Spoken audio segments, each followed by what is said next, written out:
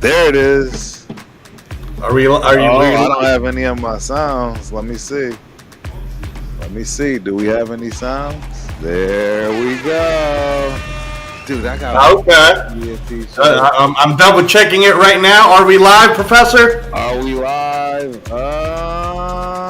It looks like we are live on one. Let's see.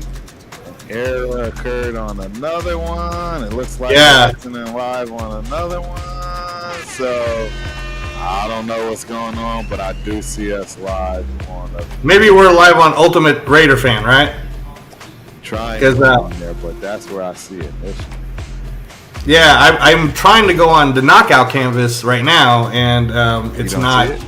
It just keeps looping itself like we're not live. So maybe send me a different YouTube link of it, or let me try to find it. Go to the knockout. Yeah, it's not showing. Yeah, because here, let me see. It's showing. Let's see. I'm checking this out right now. Okay, it looks like. I'm pretty sure we're live in effect. Oh yeah, we are live. Okay, cool. All right, so I got us right here. Yeah. All right, ladies and gentlemen, episode 1 of the Knockout Canvas. We're doing it. But it's all good. It's happening. So you guys are right now live with Professor Terence Crump, Coach Angelo Reyes. Yes, we are doing a combat sports show, trying out some stuff right now. And actually, for our episode 1, Professor Terence's favorite fighter, Abdullah Mason, he is currently walking in the ring right now. If you guys want to watch along with us, it's ESPN. Just go to your ESPN or ESPN Plus, and it is live right now. Correct. Yep, live and correct. Everything looks live, man. But I'm No, we're live. I'm nervous about the Ultimate Raider thing because I can't see anything, and I want to get them to come over. You know what I mean? Yeah. So I'm gonna create something here real quick. Yeah. No, take your time. I'm gonna go get this shirt off my back because I want a real different shirt. Don't worry about what I'm talking about outside, But yeah, hook it up. I'll be right back. No problem. So again, everybody, this is a project that Professor Crump and myself have been talking about for, I want to say about a year and a half now, maybe a little longer, and it's been super fun to put it together, so you guys would know Professor Terence from the Ultimate Raider Fan 32. That's his regular channel in where he gives us all the insights with the Raiders. I'm a Raider fan myself, but I don't have my own channel yet. You guys probably have seen me in some of the other people's different shows like Captain Jack Rackham or Protect the Shield. And this is a project that me and Professor Terence have been talking about forever. Because for you guys who may not know, and we'll talk about this some more a little later, but Professor Terence is a black belt in Jiu-Jitsu. And it's something that he doesn't like to brag about, but he actually is a professor level in that. And and we both have a passion for martial arts and combat sports and everything of the sorts. We're gonna have special guests coming in, but we really just want to launch episode 1. We've been trying to do it now this year, and we figured, hey, why not with his favorite fighter? So Abdullah Mason is 135 pounds. He's currently number 2 ranked in the world at 135, and he is on ESPN right now. So if you guys want to put your TVs on ESPN or ESPN Plus and you want to watch it along with me and Professor Terence Crump, then please go ahead and do so. And we are just going to be watching this and having fun with it and kind of playing with the kinks of the channel. And again, this is episode 1, so it was just exciting for me and Professor Terence Crump to be together to actually get to watch his favorite fighter together. Yes. So, loving the Spence Crawford shirt, of course. Professor Terence was here in Las Vegas for that. So, absolutely love that. Absolutely love that. So yeah, Abdullah Mason. I just sent it to one of our buddies. Hopefully, Spence, if you can get this link, Spence. We're live right now, and yeah, no, we're having fun with it. We're checking it out. Yep. So yeah, so Turf, you can see the TV, right? They're introducing Nakatia right now. Oh, I see the fight. Oh wow, you're faster than me then, brother. That's great. That's even better, because usually I'm faster than you. There's only 20 seconds left in the first round. Wow, that's great. That's fantastic, Turf. Well, I'll slow down. No, don't. It's probably my TV. I'll fix it. Speed up. Okay. Yeah. I'll figure out speeding up. But who do you got winning the first round so far? I didn't get to see it, actually. That's why I was Mason, to be honest. But I didn't get to see enough of it to know that for a fact he's the winner, if that makes sense. I mean, of that round. You know what I mean?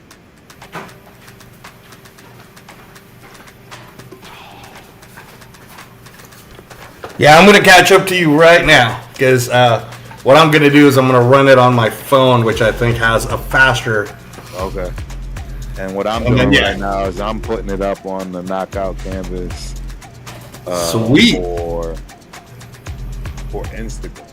Hopefully. Nice. Yeah, I'm trying. I don't know if it'll work, but we're going to find out here in a second. Yes, sir. Yes, sir. Paste. Okay. Instagram.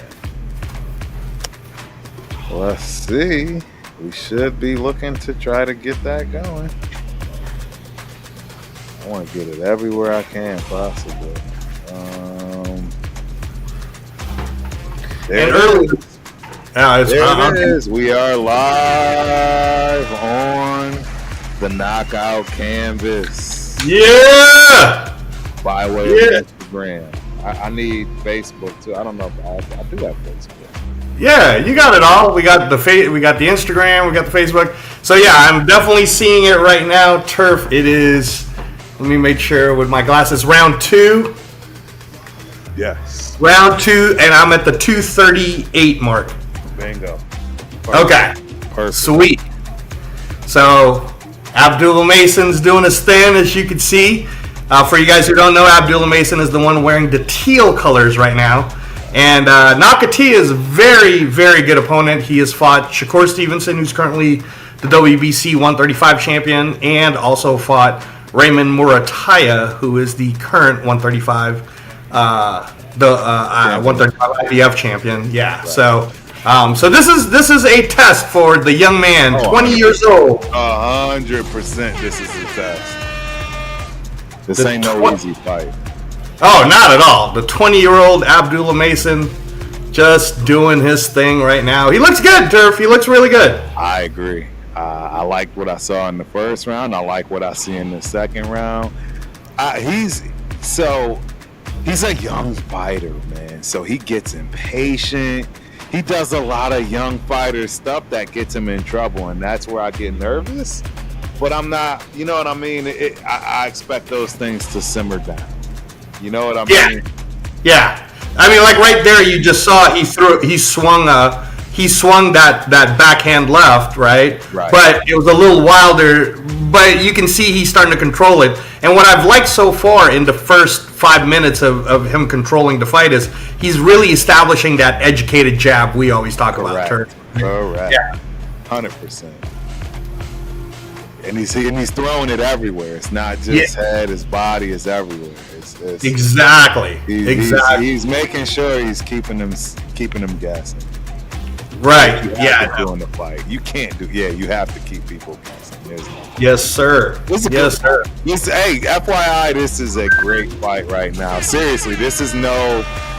It looks like Abdullah is going to steamroll this dude. None of that stuff. This kid came to fight, man. Don't get me wrong. I mean, Mason's looking good. Yeah, no, Mason's winning for sure, but yeah, you can't get You through can it. tell that this kid understands if this is how the fight's gonna go all 12 rounds, I need to start throwing elbows. Right. I'm not gonna make it. You can see And that. see, Nakatia almost caught him right there. Yep. You can see that almost already. Yeah, this is definitely what we would call a step up. Like this is 100%. us showcasing Abdullah Mason as the nationally televised main event for the first time in his career. He's only 20 years old, and if you guys are wondering or listening or maybe watching us on a replay, the reason why we're both so excited about Abdullah Mason is he's really, when we see this kid, he's going to be the next Oscar de la Hoya, Sugar Ray Leonard type. The next somebody.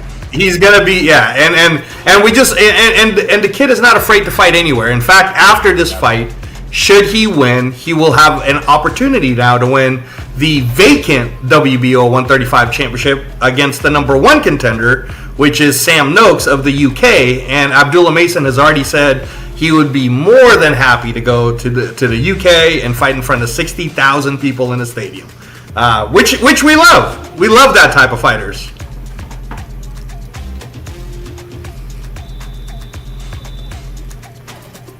I'm just, excuse me guys, as I'm watching, I'm also trying to send the link to a few of our friends so that they can maybe watch along with us on ESPN and ESPN Plus. We are watching it. Round 3 right now, Abdullah Mason versus Nakatia. Abdullah Mason has won the first 2 rounds. Again, you can see, if you guys are watching it with us, you can see them calculating the movements right now. They're trying to measure each other up.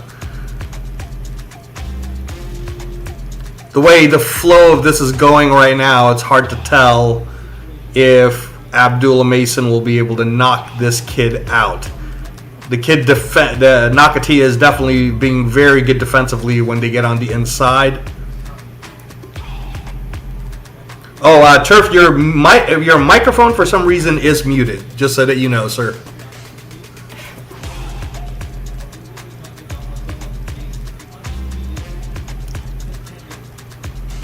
Don't know why it was muted, but it was muted. Couldn't hear anything you were saying. Again, to the audience who can hear me,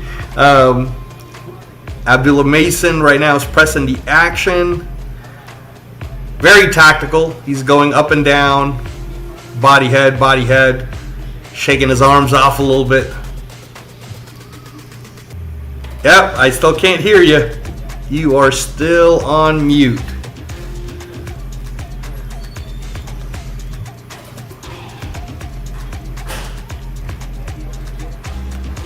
Still on mute. I'm sure I'll hear you at some point.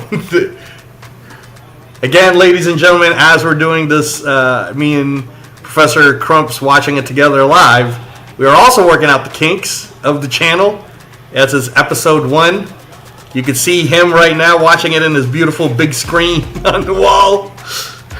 I wish I could hear him, but I still can't right now, ladies and gentlemen. I don't know if you guys all can. I don't think you can. He is working on it, though. He is working on it. Hopefully the mic will show up here pretty soon. Yep, I'm checking it on our live YouTube right now, and still cannot hear Professor Terence Crump, but that's all right. Abdullah Mason defending really well. This is a nice little action. Ooh! Oh! Oh! Oh! I still can't hear you, Professor Terence, but you see your guy's opening it up. He's opening it up.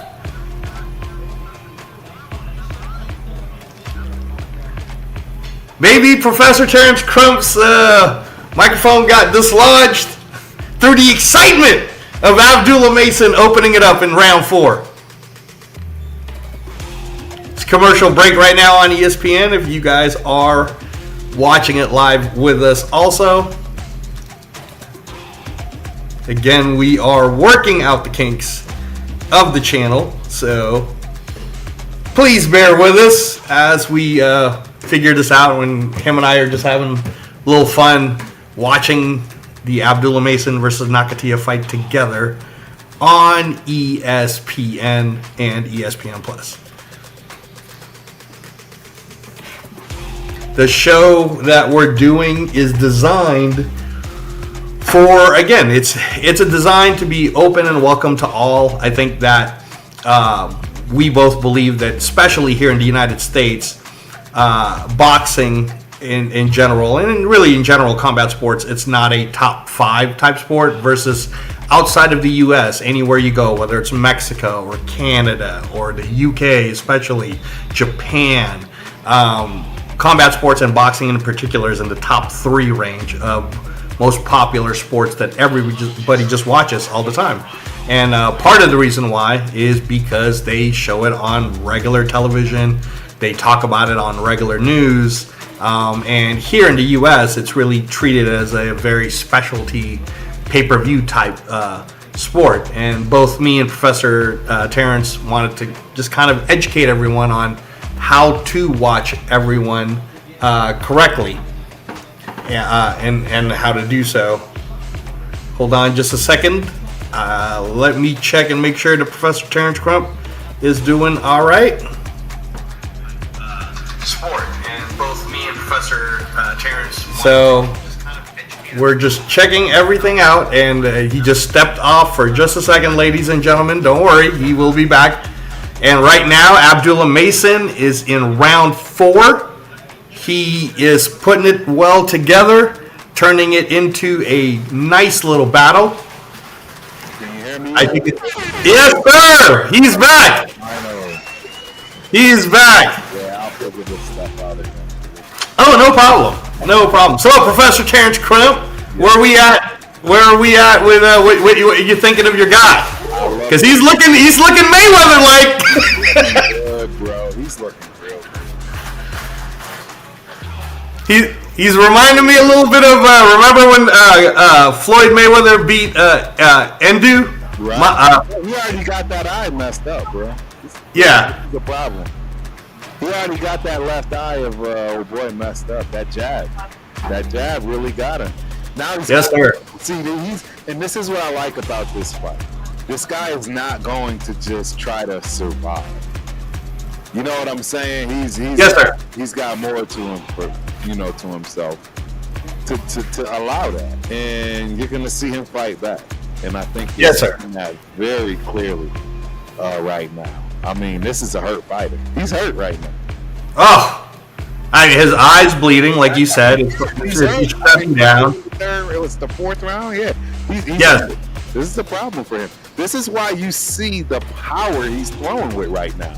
And it's sniper shots. Yeah. Right, Professor Terence Crump? It's sniper shots. It's not like big looping bombs. He's throwing them like snipers. Yes. No, they're legit shots. Like it's a legit fight.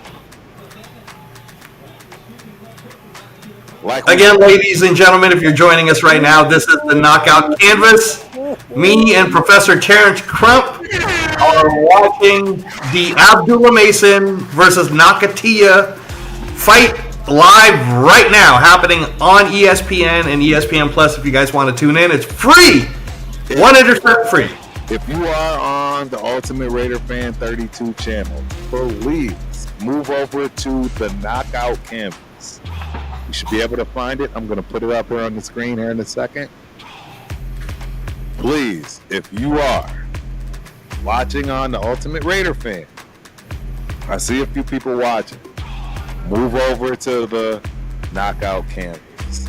Please. Knockout Canvas, all one word. I'm going to get it up here in a minute. I'm going to let Angelo continue to the, commentate and so forth, and try to get things moving from that respect. So. Yes, sir. Yes, sir. And we again, as I was saying earlier, the reason why, and this is a project that we've been trying to put together, as I was telling you guys earlier on the show, for almost 2 years now. And we just now finally got it to a point where we're like, let's do it.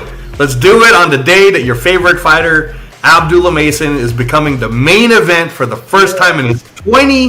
He's only 20 years old. This young man is 20 years old. He's fighting on free national TV right now as the ranked number 2 135 fighter in the world. So very exciting times. And the reason again that we were doing this is so it's an open show. It's not going to be an aggressive show. It's more so we can educate everyone on how to correctly watch combat sports, how to correctly watch boxing in the U.S., how to even find these channels that are free. Because believe it or not, ladies and gentlemen, combat sports in America is not pay-per-view. You can literally watch it for free in so many different streaming services. It's over! He came. It's the eye, right? It's the eye. Yeah, the doctor came in and said, "Ladies and gentlemen, winner by knockout, Abdullah Mason. Stopped his opponent the same way Muhammad Ali stopped Sonny Liston back in 1966. This kid is on the cusp of becoming the next WBO world champion. He's the real deal. He's the real deal. Now 19-0 with 15 knockouts. And again, because he's so tall, very much like how Tommy Hearns was, that height is going to be able to carry from 135 to 140, 140 to 147, 147 to 154, 154 to 160. So you already know this kid is going to be in that realm of like a Roberto Duran who moved up, a Manny Pacquiao who moved up, an Oscar De La Hoya who moved up, Floyd Mayweather who moved up, Terence Crawford who's now going to attempt to move all the way up to try to fight Canelo. So yeah, and please, if you're on the Ultimate Raider Fan 32 right now, again, we're asking you guys to switch over to the knockout canvas so that we can see your comments. We see you guys on, and I realize everybody's still trying to get used to it. I know. So if you're listening to us right now on the Ultimate Raider Fan 32, please switch over to the knockout canvas. That way we can see your comments. Thank you. But this is great that we're on the very popular Ultimate Raider Fan 32 that is on Raider football material. And see, for you guys who are on the Ultimate Raider Fan 32, for most of you that know that this collegiate running back superstar, Terence, don't you do that. Don't do that to me. from Montana State. But what most of you don't know, and the reason why me and good old Turf, as you guys might know him, Professor Terence Crump, have been talking about this, is he is a black belt, again, in Jiu-Jitsu. His actual title is Professor. So that's why the show, the Knockout Canvas that we're doing live right now, is the Knockout Canvas with the Professor and the Coach. And for you guys who don't know, then Google. As Shaq would say, you could Google my name.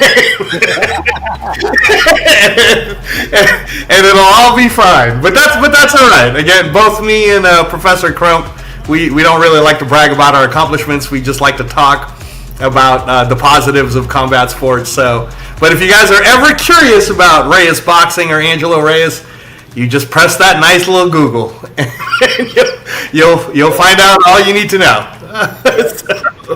Absolutely right. Absolutely right. Don't let Angelo sell himself short, ladies and gentlemen. Trust me, you are dealing with a real one. Yeah, don't let the smooth taste fool you guys. Hey, this is really great, Turf. That Abdullah Mason is clean cut kid. Oh, nothing bad about him at all. He honestly, like Floyd Mayweather was the same way when he came out of the Olympics. There wasn't nothing bad about him when he was pretty bad. No. Yeah. I think that again, Abdullah Mason has a real shot, a real chance at being that humble Sugar Ray Leonard, let's get you up there type of a kid. But he's gonna need he's gonna need people to want to fight him. You know, once he gets that first title, he's gonna need them challenges. I agree 100%. But man, 20 years old, the current NABO, I believe, and the USBA. I mean, this kid is he's just right there, man. Ranked number 2. He's right behind Sam Noakes, who's also undefeated from the UK, who's number 1. And Sam Noakes is no joke, so hopefully that is the next fight. I think that's probably what they're going to talk about here on ESPN. Right. But yeah, really exciting, Turf. Really exciting for us to see that. And you saw, like, earlier today, we saw Kelvin Davis, Keyshawn Davis's brother, get that fight. He loses in front of the Norfolk, Virginia crowd. Which, by the way, when you and I were growing up, we were more used to these kind of localized grassroots shows that people can get behind Aaron Pryor. They can get behind Sugar Ray Leonard, right? So it's nice to see top-ranked boxing with Bob Arum, who's been promoting forever. He's literally 93, and he promoted just about everyone in the U.S. It's nice to see that this was in Norfolk, Virginia, in front of 10,000 people. What do you think about that, Turf? Because I've never been to Norfolk, Virginia. You know what's hilarious, man? It's not hilarious, but I literally just left Norfolk. In fact, for my dad's services and stuff, we flew into Norfolk as far as my family. It's about an hour away from Richmond. There's something special about Virginia just in general for athletes that people don't understand or know. You're talking some of the best ones to ever do it. Absolutely. Allen Iverson. Boo! Michael Vick. Boo! Like, dude. Pernell Whitaker. Boo! Pernell Whitaker is probably the most famous boxer to come out of this thing. And rightfully so. I mean, he's damn sure one of my favorite fighters of all time. Oh, my goodness. He changed the game, Turf. He changed the game. He's like Pernell Whitaker, honestly, guys, if you are in me and Professor Crump's age group, you would understand him kind of like how when Allen Iverson first came out, and then he was doing all those tricks, and then he did the commercial where he spun, and then he put the thing behind his back, and then all the kids started practicing it. Pernell Whitaker to us was that guy where he would do all of these moves in the ring, and he would shimmy and shake and dance and put his hands behind his back. So guys, like, if you grew up in the 90s and the Roy Jones era and you thought Roy Jones created to put the hand behind the back before you knock someone out, you guys might want to watch a whole bunch of Pernell Whitaker, because he was doing that all the time. Bingo. Yep, I agree. So no, Virginia, the Turf, like you said, it's something in the water. There's something in the water in Virginia. Up in the water. Yeah, I believe Lamont Roach, who's fighting Terence Crawford. I'm sorry, Lamont Roach is fighting Tank Davis, Gervonta Tank Davis, right, August 16th. I think he's from Virginia also, I believe, or in that area. I guess it's, what do you call that area, Turf? That D.C., Virginia. Well, I know DC is the District of Columbia. No, you're right. I said that out loud. I didn't mean to say that. Right. But you know what I'm saying, right? Like in New York, they call it like the tri-state triangle or something like that. New York and Massachusetts is considered, Pennsylvania is considered the tri-state.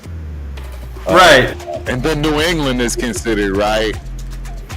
Maine, Connecticut, I want to say, obviously Mass, everything, including New York, I think is considered. But I could be wrong, guys. Don't quote me on that stuff. No, but again, for tonight, we want to watch the Abdullah Mason fight together. We want to talk about all the different fights you guys can see for free this weekend. There was one that Professor Terence Crump missed this morning, which I'm really sad about. I sent him the highlight, but it was on DAZN. If you guys want to get the clip of it, feel free to follow me at Reyes Boxing on Instagram, or follow the Knockout Canvas on Instagram, and we will send it to you. But the Justice Hooney versus Fabio Wardley heavyweight fight for the WBA Interim World Championship happened this afternoon. Burner. Oh my goodness, guys! And I want to ask you this, because I've always wanted to ask you this on a live show, but What do you think it is about the fact that we are in a state of heavyweight boxing right now that's been better than we've seen it since, I want to say, even the 80s. But unfortunately, all these great heavyweights, none of them are American.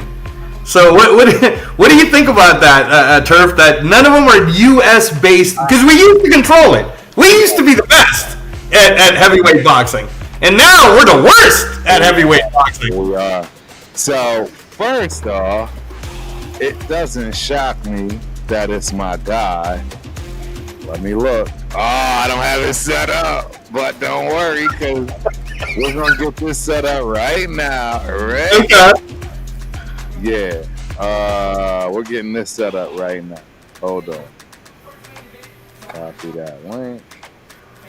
Hold on. We're going to get this set up. No problem. I'm just listening to Abdullah Mason right now, being a very eloquent speaker. Yeah, unbelievable that this kid is 20 years old, man. I'm really impressed with him. He didn't even go to college. That's impressive. Very impressive. Yeah, he's smiles. Very religious, smiles. No bad words coming out of his mouth. He's very, very sellable, this kid. Very sellable. Right. Oh, 100%. All right. Let me see. Let me see if this worked out.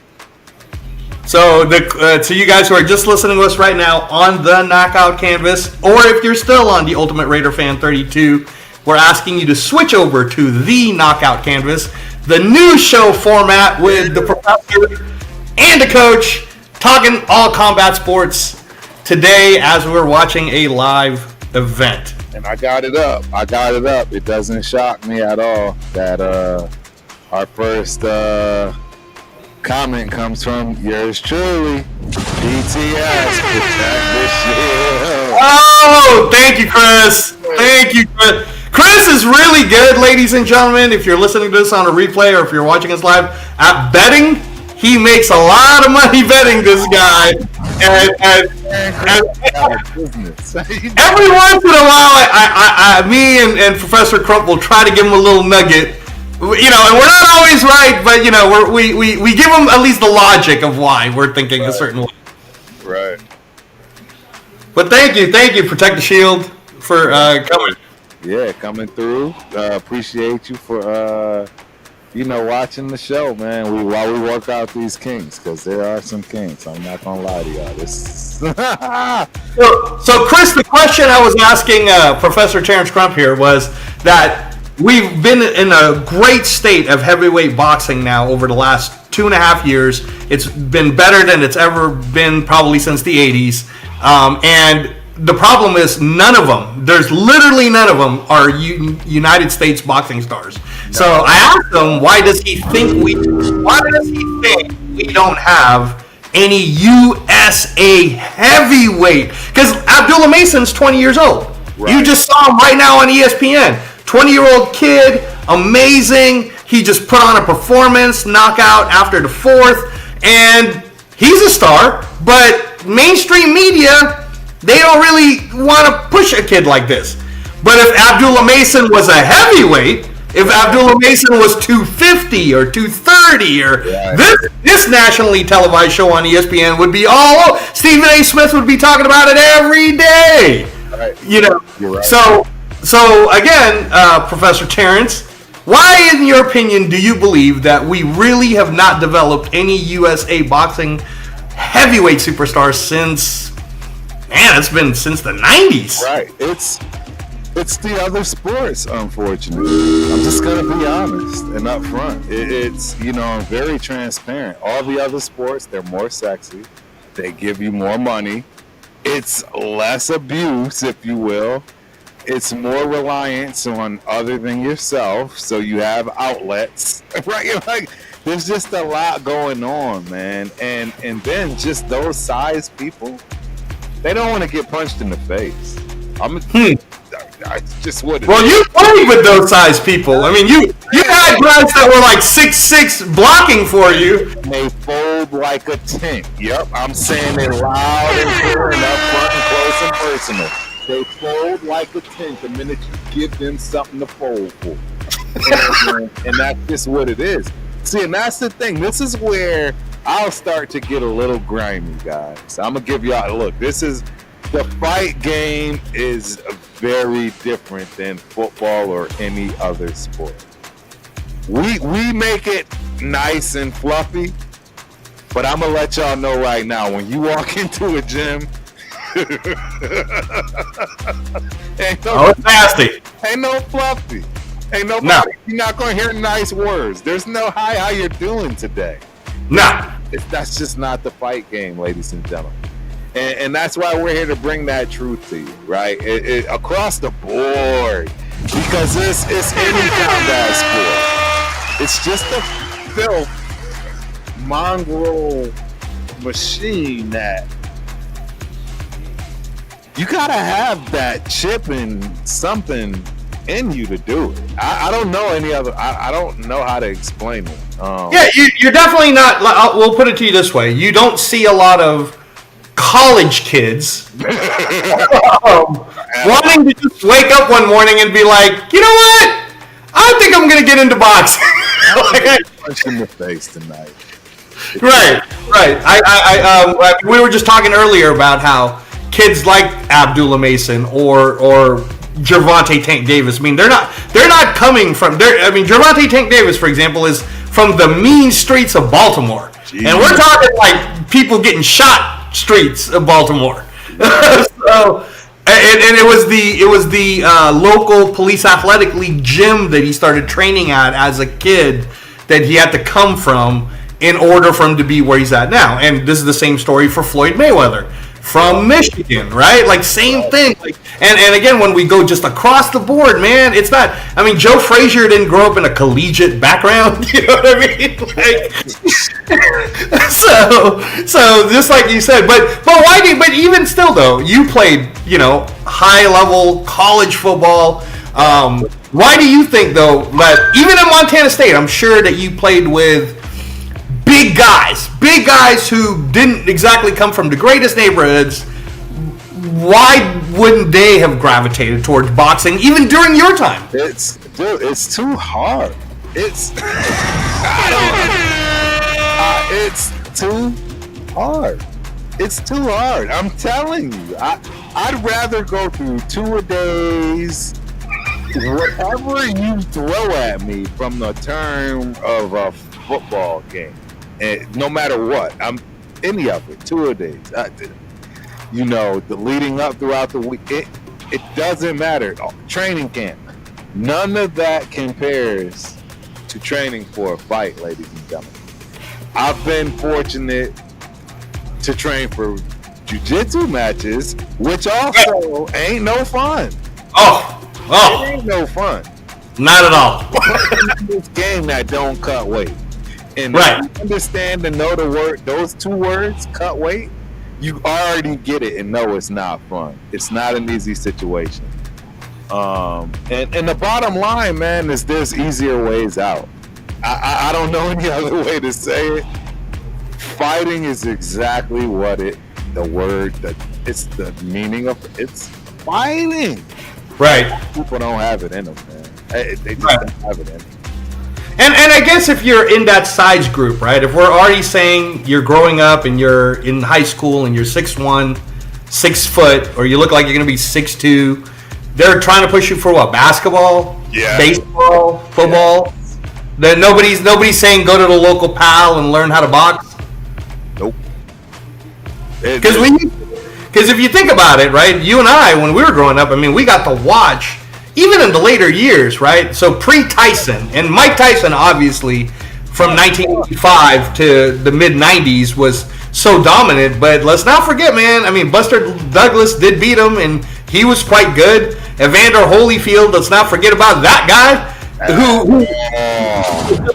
I mean, Evander Holyfield, ladies and gentlemen, was in the greatest possible. I'm trying to think of any better team. I can't, but the greatest Olympic boxing team ever, and Evander was the one who got the bronze medal. Yes. Everyone else got the gold, and Virgil Hill got the silver. So, and again, you'll know that when you're watching the knockout canvas, both me and Professor Terence here will be giving a lot of historical lessons because our whole goal is to bring you into boxing. And all of it. We believe that once you get the bug for how to understand, how to watch fight sports, you're just going to fall in love with it. Because that's what happens. You just, once you fall in love with it, then you're just hooked. You know? Completely. 100%. I'm really happy for my guy tonight. I thought Abdullah Mason did 100% exactly what you want to see. Right? Young prospect, when given the opportunity to be put on stage at the last minute. Last minute? No nerves at all. Wasn't even nervous about it. He was saying, I prepared for this. This is what I was preparing for. Nationally televised. Like, you're 20. Imagine again when you were 20. Any of you guys who are listening to the Knockout Canvas right now. When you were 20 years old, and then somebody tells you, I don't know, like half a day before that morning you wake up, hey, by the way, man, millions of people are going to be watching you on national television in the United States, and a bunch of them are going to watch it on replay. Right. You know, especially now. I mean, you have a young son. I have a young son. I don't know necessarily if they would be up for it. You know, they would certainly be nervous, for sure. But this kid showed no nervousness at all. It was like zero. He showed zero. Very impressive. Very impressive.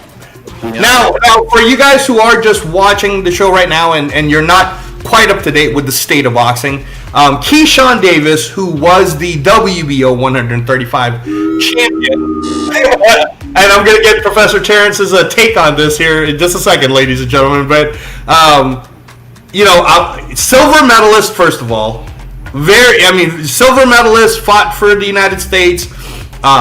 Very great talent. Was only 26 years old. Was coming up. Was the rising star that we're like, oh man, this guy might be the guy that takes over for Shakur and Tank, because he's younger than all of them. He's younger than Shakur, younger than Tank, and he had an opportunity tonight to be the main event, nationally televised. On the weigh-ins yesterday, the kid came in 4.5 pounds heavy, and again, for you guys who are curious or want to Google search what I used to do, for me personally, Professor Terence, as you know, I was in the industry, got to work with some of the greats like Freddie Roach and Roger Mayweather and whatnot.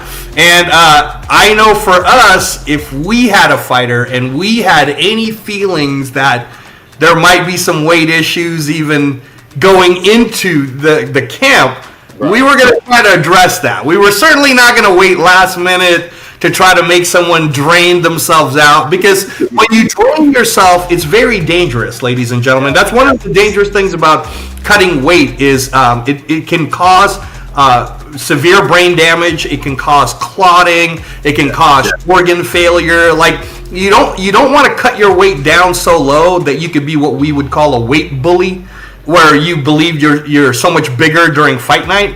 But at the same time, if you believe that you couldn't make your contracted weight, what happens is you don't get paid, which means your coaches don't get paid, your managers don't get paid. A lot of people don't get paid.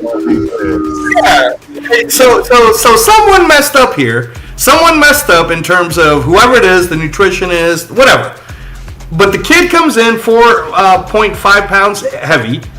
Then he tries to renegotiate with Edwin De Los Santos, who had originally fought for the WBC 135, and that's how Shakur Stevenson became the WBC 135 champion. I'm sorry. So Shakur Stevenson beats Edwin De Los Santos to become the champ back in 2023. Then what happens to Edwin De Los Santos is he goes through a blood clot that almost kills him, and so this was his comeback fight from 2023. Right? So here he is. He shows up. He weighs in, Professor Terence. He's ready to go. He's ready to fight for the title. He does everything right. And his opponent, Keyshawn Davis, completely screws it up. I want to give a shout out to Bob Arum and Top Rank and the rest of the team for doing the right thing. They gave him he gave him the full purse of $400,000. So yes, Edwin Santos got paid almost $500,000 to not fight, which is fine. He deserved that money. He trained, he did everything right. And Keyshawn Davis, just you don't get paid, man. You don't get paid. So, but what do you think overall? Like, if that happened to you in a jiu-jitsu tournament, let's say, right? What do you think overall? And the funny thing, this stuff does happen. It happens all the time, and it's unfortunate, man. I mean, the bottom line is you put in everything for these fights. See, I don't think people understand the reality of when you actually are preparing for. You're basically taking 2 months out of your life. Gone. Absolutely, it's gone. You're never gonna get those 2 months back. There's no really talking or chatting with anyone. There's really no warm fuzzies. There's really no like you're in a mental state that you want to be around people that you want to be nice to. You don't want to affect your kids, but there's so much that's involved in a fight. I don't think people comprehend. And again, and this is coming from someone who played at the highest level of college football and knows the sacrifices it takes to be that type of athlete. And he's talking about our sport, the sport where I would put these fighters, and we would give up our lives for, and not just the fighter, Turf, the coaches. Right. The coaches are seeing their families for 2 months. I'm telling you right now. So you guys are going to hear this story over and over and over and over and over again. You're going to hear me talk about this kid over and over and over and over and over again. He's not a kid anymore. In fact, he's never been a kid as far as me. He might actually be older than me. I think I might have him. I think he is older than you. I think he's older than you, Turf. You're referring to? Yes. I'm referring to a person that honestly, if there was anybody walking this planet Earth where you would have never thought in a million years, and I know this is going to throw you off because I don't know if you're even thinking about who I'm thinking about here, but this man's name is Eric Harding. Yes? Harding. I got to see from the conception, the throwing the ideas around, the who's going to fight. I saw it from everything to, okay, this is who we're fighting. This is where camp is going to go. This is how we're going to run it. I was very fortunate to live with Eric Harding during his visit to Glasgow. I want to say it was NABF. It was for a title fight. It was a title fight. And what I can tell y'all is I wouldn't wish that on anybody's worst enemy. I'm talking whether you're the child of the dad training for this fight, whether you're the wife of this guy training for this fight, whether you're his best homeboy. Nobody wants to deal with this man because he's getting himself literally ready to go to war to death. To death. There is no such thing as playing around in this. I mean, and like Angelo said, it trickles all the way down, man, because guess what, ladies and gentlemen? Trainers don't get paid. Trainers don't eat if fighters don't win. Managers don't get paid. Even if they win, they don't get paid. They get true. Amen to that, brother. Amen to that. There's a lot. There's so much in the fight game, which is why you see it the way you see it. There's a reason why people choose baseball, basketball, all these other sports, man, because at the end of the day, and this is, I think, the biggest part of it that you won't see. You won't see guys turn to this. It's because it all falls on you. You can't blame your trainer. You can't blame your coach. You can't blame your wife. You can't blame your kid. You gotta look at yourself in the mirror for that fight, no matter how it goes. And would you say too that the difference in, let's say, playing football, the NFL, college football, or basketball, or even baseball is it's very team related, right? But you're never alone. See, you're never alone, and when you do actually make a mistake, it's not really costly. Don't get me wrong, it can be very costly. It can be a touchdown. It can be the game loser. But being costly in the game of combat sports, that could be your life. Right. Yeah, and we don't speak about that lightly, especially us who was in there and got a chance to be a part of the whole combat sports industry. Because just this year alone, we've already 3 fighters have already died in the ring across the world, and the average, if you look at the global average of boxers who die, is 13 every year. At least 13 will die. So I mean, if you heard that about the NFL, do you think that it would still be a hazard? You know what I mean? No, not at all. So yeah, so like you said, but even still, like that's why it does make me wonder that we don't have an Abdullah Mason who weighs 230 pounds. Why?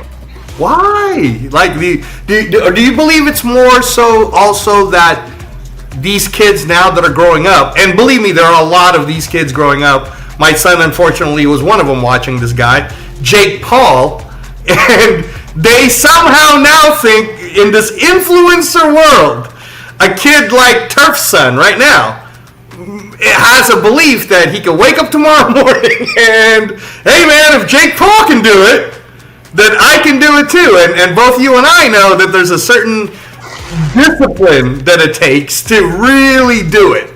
Really do it. Not fake do it, right? Really do it. So why is it that it's the influencers turf that's, or even Le'Veon Bell, I believe, is still boxing right now, or you know, so what? I mean, what is it like? Because the one kid that there's 3 different kids I can think of off the top of my head, but one of them you'll know, Kurt Scobie, who did play college running back. Right. He injured his knee, I think it was, and then he was like, I'm going to keep sticking to boxing, and right now I believe he's undefeated at 140. I believe he is. So, you know, how come we don't have more of that? Well, how come Terence Crump didn't say after college ball? You know? And the funny thing is, I actually did, right? A lot of people, and I don't know if I even told you, I'm pretty sure I told you. Yeah, you told me, but go ahead. I had a smoker right after my years were over.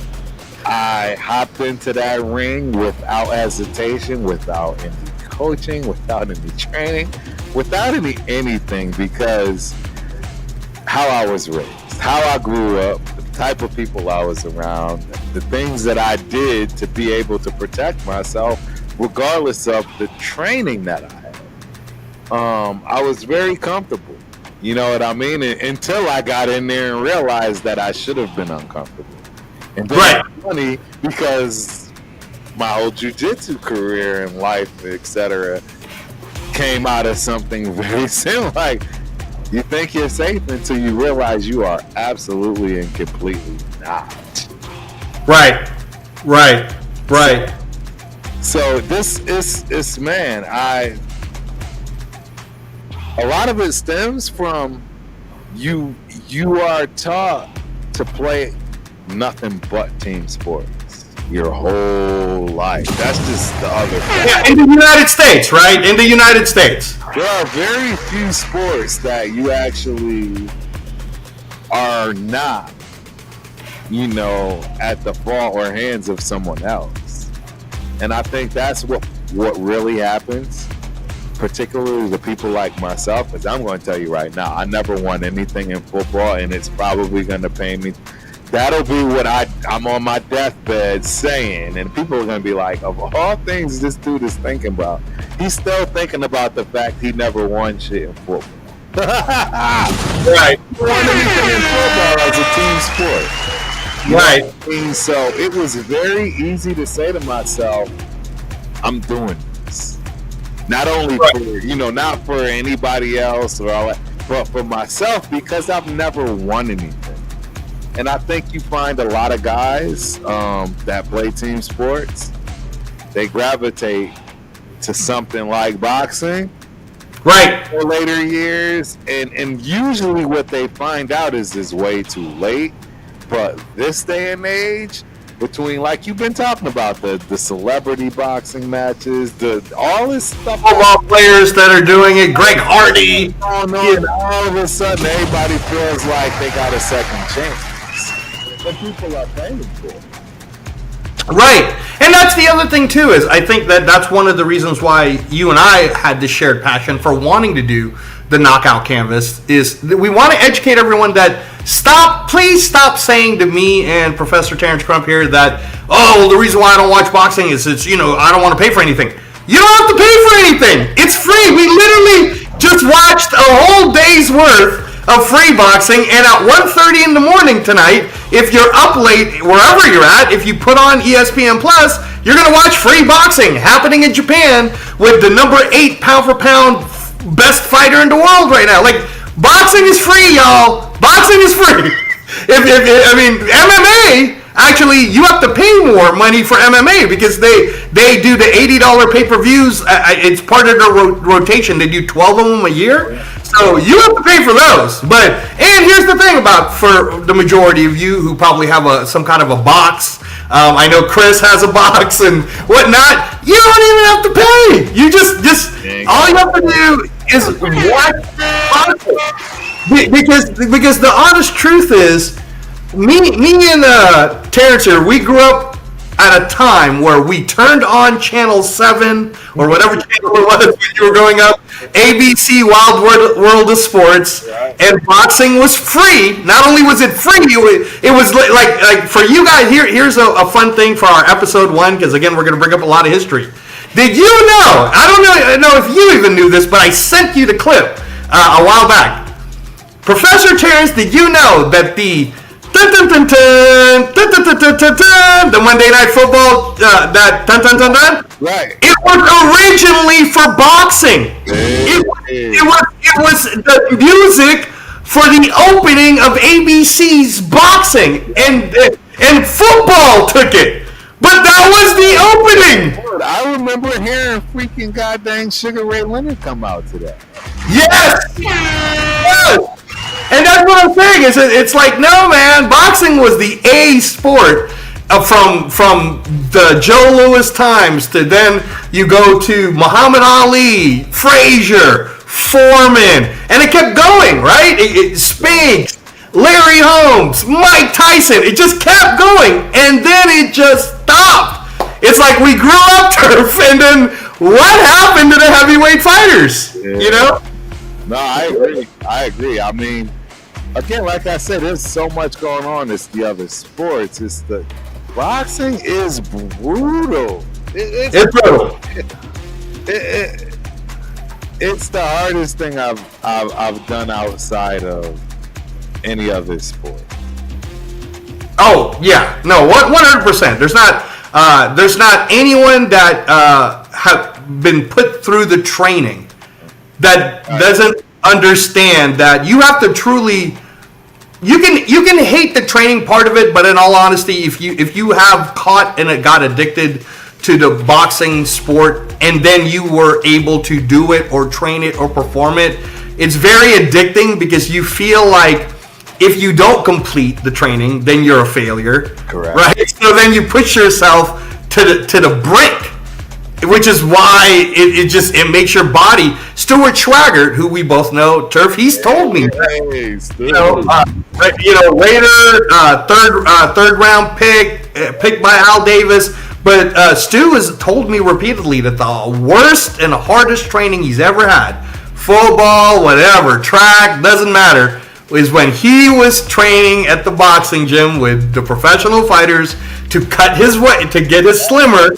And he got himself slimmer but he said it was like hell going through all those drills, all that running, all the jump rope, all the and it's no fun.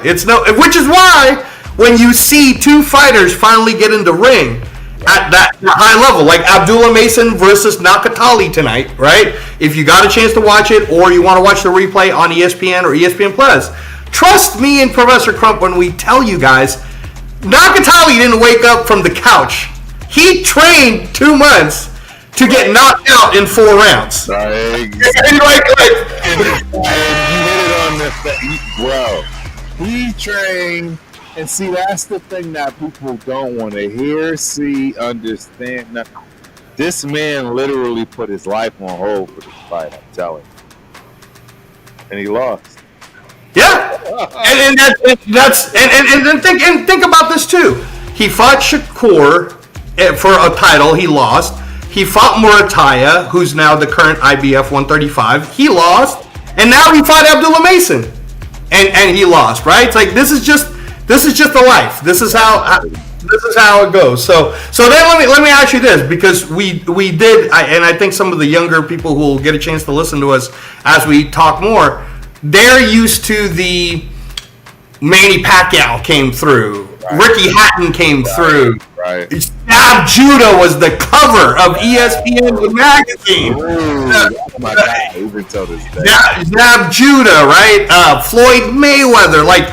This was during that time now. Now we're going from that late 90s to the 2000s, right?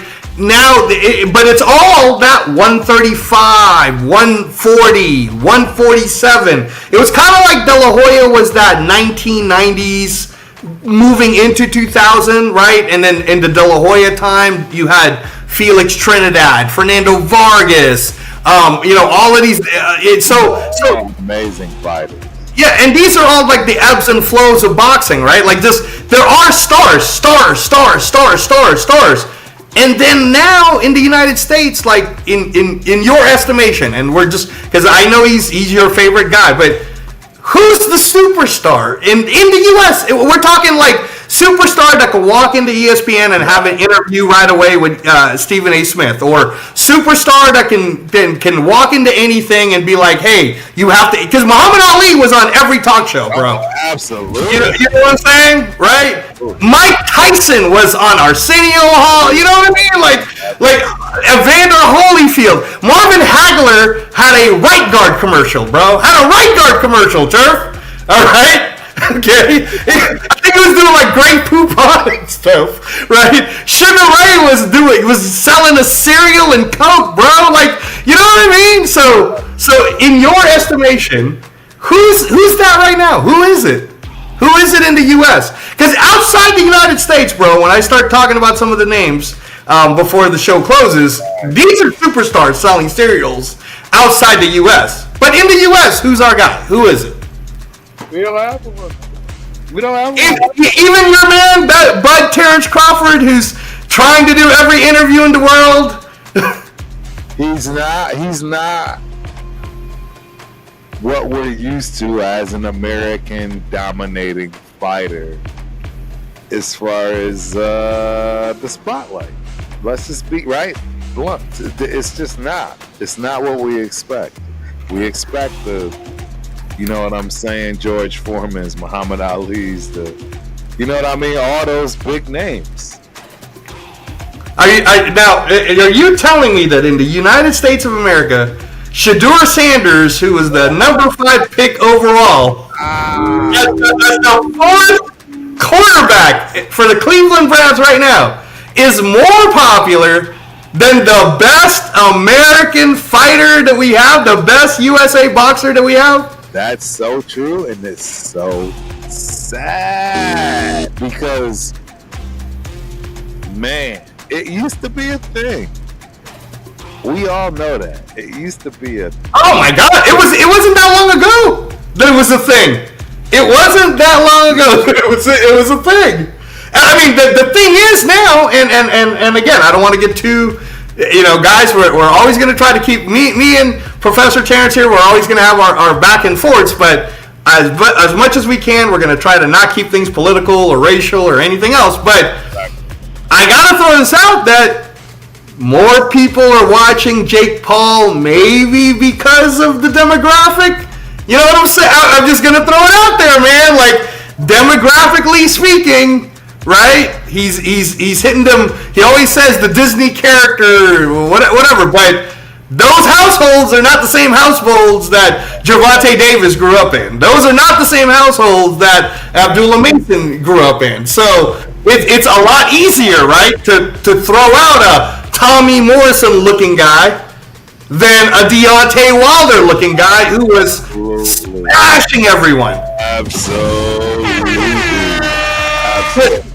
Because you know me, guys. I'm gonna keep it 100 when it comes to boxing. I'm never gonna be like, oh, Angelo hates this guy. I don't hate any of these guys because I know what it takes. I know what it was like. I trained some of them. I was with them. Like, I know. So what I will say is I defend people like, for example, Deontay Wilder, who, why are you guys hating on someone, for example, who was the Mike Tyson of that time period? Like, Turf, think in your head, prior to COVID, when you thought of boxing in the United States, and Deontay Wilder was undefeated, knocking every single person out, right, and Stephen A. Smith was giving him all that time, right? What, you know, why are we flipping on him now when all he really did was lose to someone who's quite good? Zhilei Zhang doesn't suck. Zhilei Zhang knocked out Joe Joyce, who was a silver medal Olympian and was younger than him. He's not. That's soft. You know. So, but that's what I mean is Deontay Wilder's dimensions, guys, and he also played football for Alabama, but you know, again, he chose to go boxing. But he's the same dimensions as Kool-Aid McKinstry, right? So, you know, I'm just saying that when it comes to just the boxing world, I would have loved to see more of just at least my belief is regular USA media, including local USA media, whichever country you live in, whichever state you live in, whatever, they don't show boxers growing up the way Hagler. Hey, this is our local guy, Hagler, right? When you grew up in the East Coast, you kind of knew about, hey, that's the local boxer coming out of blank, right? Because there were local shows and all these different local things happening. So everybody was kind of pushing it. People forget that Sugar Ray Leonard wasn't a national star right off the bat. In fact, if you read his book, he had to go raise money himself from investors to put himself on TV to do shows locally. He did local shows. He went door to door. He was selling tickets because that's kind of, you know, it's kind of like politics a little bit. Like you're trying to show everyone, hey, I want you guys to support me, and here's the reason why, right? So do you believe, Turf, that the inaccessibility of that is maybe the reason why Abdullah Mason isn't a bigger star than he is right now? Because in our time, Abdullah we would have been watching it. We would have been going, oh my God, Abdullah Mason. I agree. I think it has all of those things you mentioned contribute. And I don't know if we ever get it back, unfortunately. That's the problem.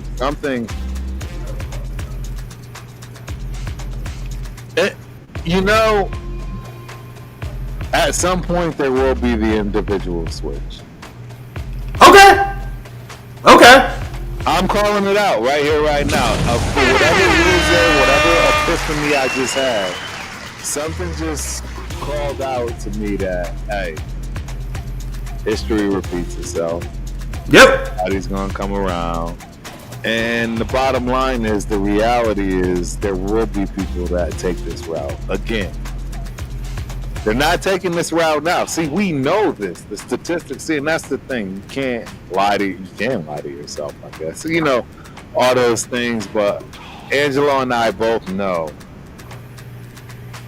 why the numbers are saying what the numbers say. But I think you have a real strong possibility of people getting back to that individualism. Right. That I can do this all by myself. I can do bad all by myself, right? Like, I think you're going to see that, and I think that's an ebb and flow that got disrupted based on the times today, because we'd seen that ebb and flow up until, I would say, even after my childhood. Am I wrong? Right. How do you feel about that? Yeah. No, absolutely. And it's everything is cyclical, because I've been telling you 2 years ago when we were talking about it. I said, trust me, man, it'll take up close to 5 years. Right. But when we hit that, we're about 3 years away now. But by the time we get to the 2028 Olympics in Los Angeles, where they're gonna show boxing, we're going to have these American superstars like Abdullah Mason, already an established world champion, right? If Shakur is still around, he's going to be there. But here's one of the statistics that I want you guys to know from the Knockout Canvas here with the coach and the professor, is that if you really want to just learn and understand that boxing is not only a worthwhile sport to support, but in the United States, we have 20 world champions. I was just saying this to a couple of friends of mine the other day, that it makes me sad that we have 20 USA born and raised world boxing champions that are legit. 3 of them happen to be in the top 10 pound for pound. And I could guarantee you, I could look you in the face right now, Professor Terence, and you tell me, honestly, you walk out the door to a Starbucks, right? Can you find someone who will give you at least 5 names? Right. 5 names of current world champions. Yeah. Right? 1 name, let alone 5. But it doesn't make you kind of sad that you know, they'll know who Jake Paul is. Yeah. They'll know who Jake Paul is, but they won't know David Benavidez, Terence Crawford. It's you know what I mean, right? I mean, Shakur Stevenson, you and I are both in agreement on this, that Shakur Stevenson is kind of like our ceiling for him, because we don't want to offend like Marcus Banks or any of the guys who are listening to the Ultimate Raider Fan 32 and are going to come over to the Knockout Canvas. We're not telling you guys that these guys are equal to those guys that me and Professor Terence here have already seen throughout their careers. What both him and I are saying is, it is our hope that someone like Abdullah Mason, for example, can get to the status of Oscar De La Hoya. That's where we see it. We see a ceiling like that, right? Yes. And we believe that Shakur Stevenson, his ceiling would be Pernell Whitaker. Oh, you know, Pernell Whitaker, dude, don't get me started. You just did Pernell Sweepy? I'm just throwing it out because think about this, right? Pernell Whitaker, when he was doing this thing, he was definitely American popular because he was the gold medalist in the 1984 Olympics. Correct. Right? Correct. Everybody loved the fact that he could dance around. He literally could like spin around people in the ring, right? He was really like Roy Jones before Roy Jones was even around, you know? Everything before everything. Yes, I mean he was like, again, and if you're a basketball fan and you understand the Allen Iverson analogy that I used earlier, that was kind of what Pernell Whitaker did. He made us all go, what did he just do? He went around that guy 360. He went to the guy's back, and then he went back to the front, and then he hit him. like how is that possible? So that's how we used to see Pernell. But Pernell, as you know, he fought everyone, even in his older age.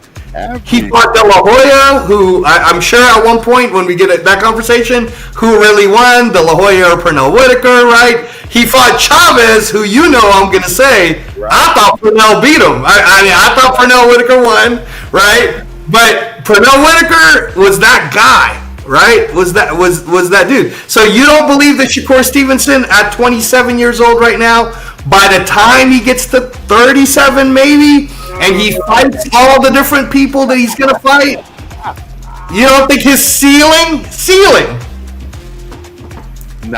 No. So now that you say it from that perspective, yes, I do. But you're talking about Shakur Stevenson. He's literally one of the up and comers.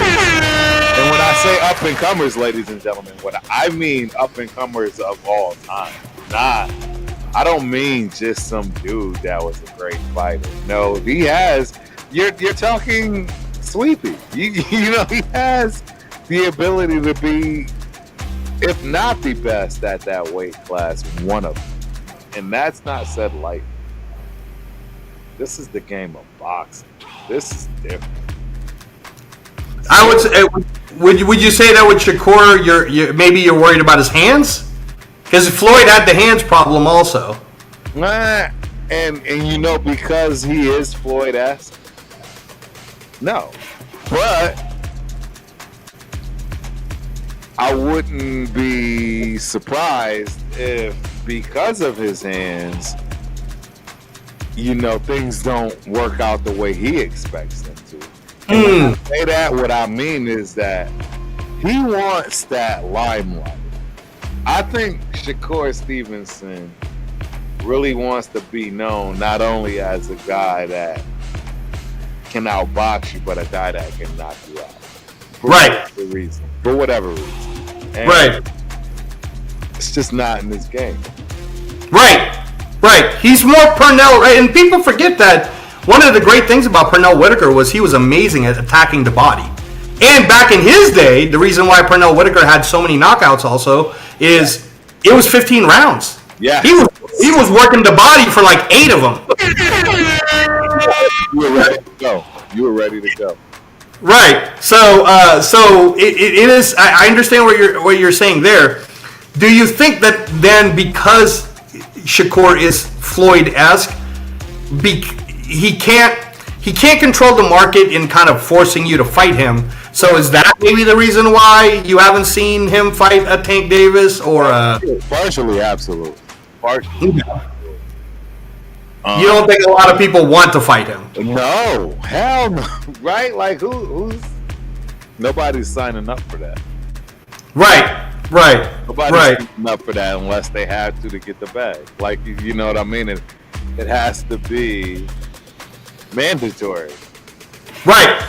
Which is by the way, ladies and gentlemen, if you're listening to the Knockout Canvas right now, Shakur Stevenson is fighting his mandatory on July 12th in New York City, July 12th at the Louis Armstrong Stadium. And if you guys don't know what that is where the U.S. Open is held for tennis. So he's fighting in that auditorium. He's the main event. And his mandatory is a guy by the name of William Cepeda, who is currently right now the WBC interim champion at 135. Turf, did you see William Cepeda's fight with Tevin Farmer? I'm just curious. Or I think I did. He won that fight, right? Yes. And you see that he's that relentless kind of like he literally reminds you of a. And I don't want to say this because then like Marcus Banks is gonna go, you guys are crazy. You're comparing him to. I'm not comparing William Cepeda to any of these guys. I'm just trying to explain to you a style that William Cepeda is doing. But William Cepeda is very forward moving. I want to throw a lot of punches. So it's kind of like a very Cesar Chavez type style of I'm going to keep coming forward, kind of like what he did with Meldrick Taylor. Keep coming forward, keep throwing as many body shots, keep throwing as many punches as you can. Right. So that fight is happening. Do you believe that Shakur is just going to roll him? Or do you think, kind of like what happened to Floyd, and people forget this, Floyd Mayweather's first official knockdown in his career is when he broke his hand hitting Carlos Hernandez, and then he had to take a knee. So it wasn't even Floyd getting punched. The pain of his hand shattering was so bad, he had to take a knee.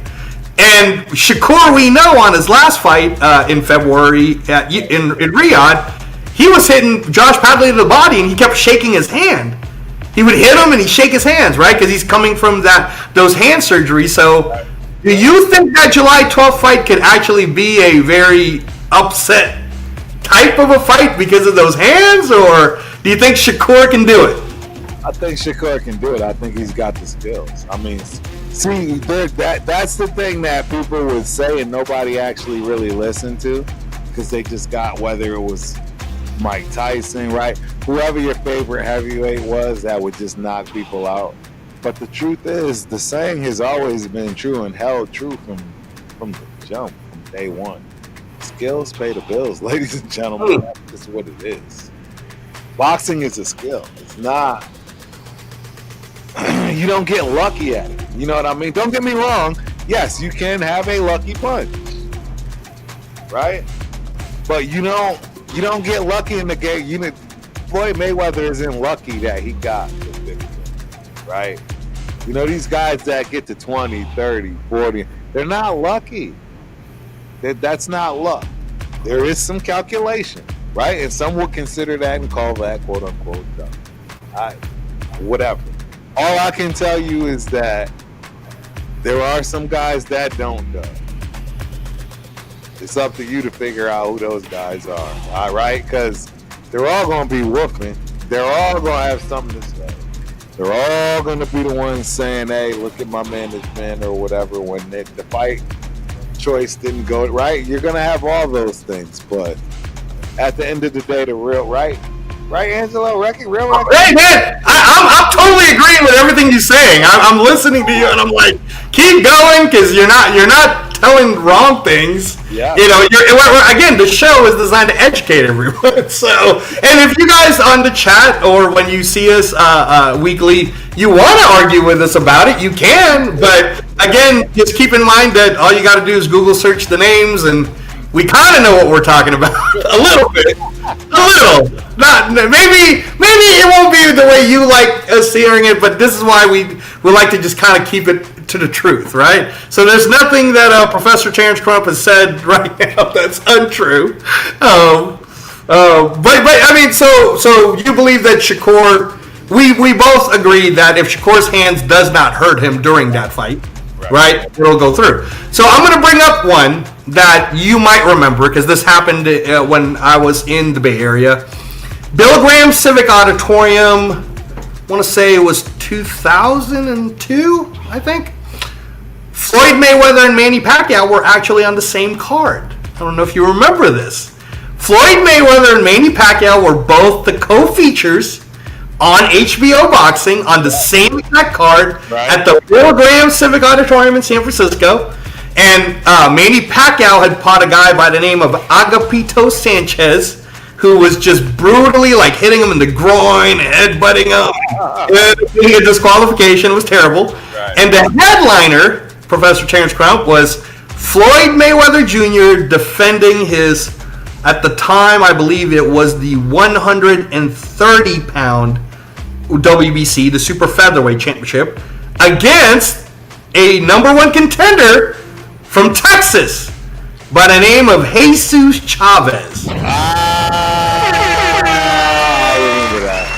Now, do you remember that in that 12-round fight, through 10 rounds, Jesus Chavez had already thrown 1,000 punches! 1,000 punches!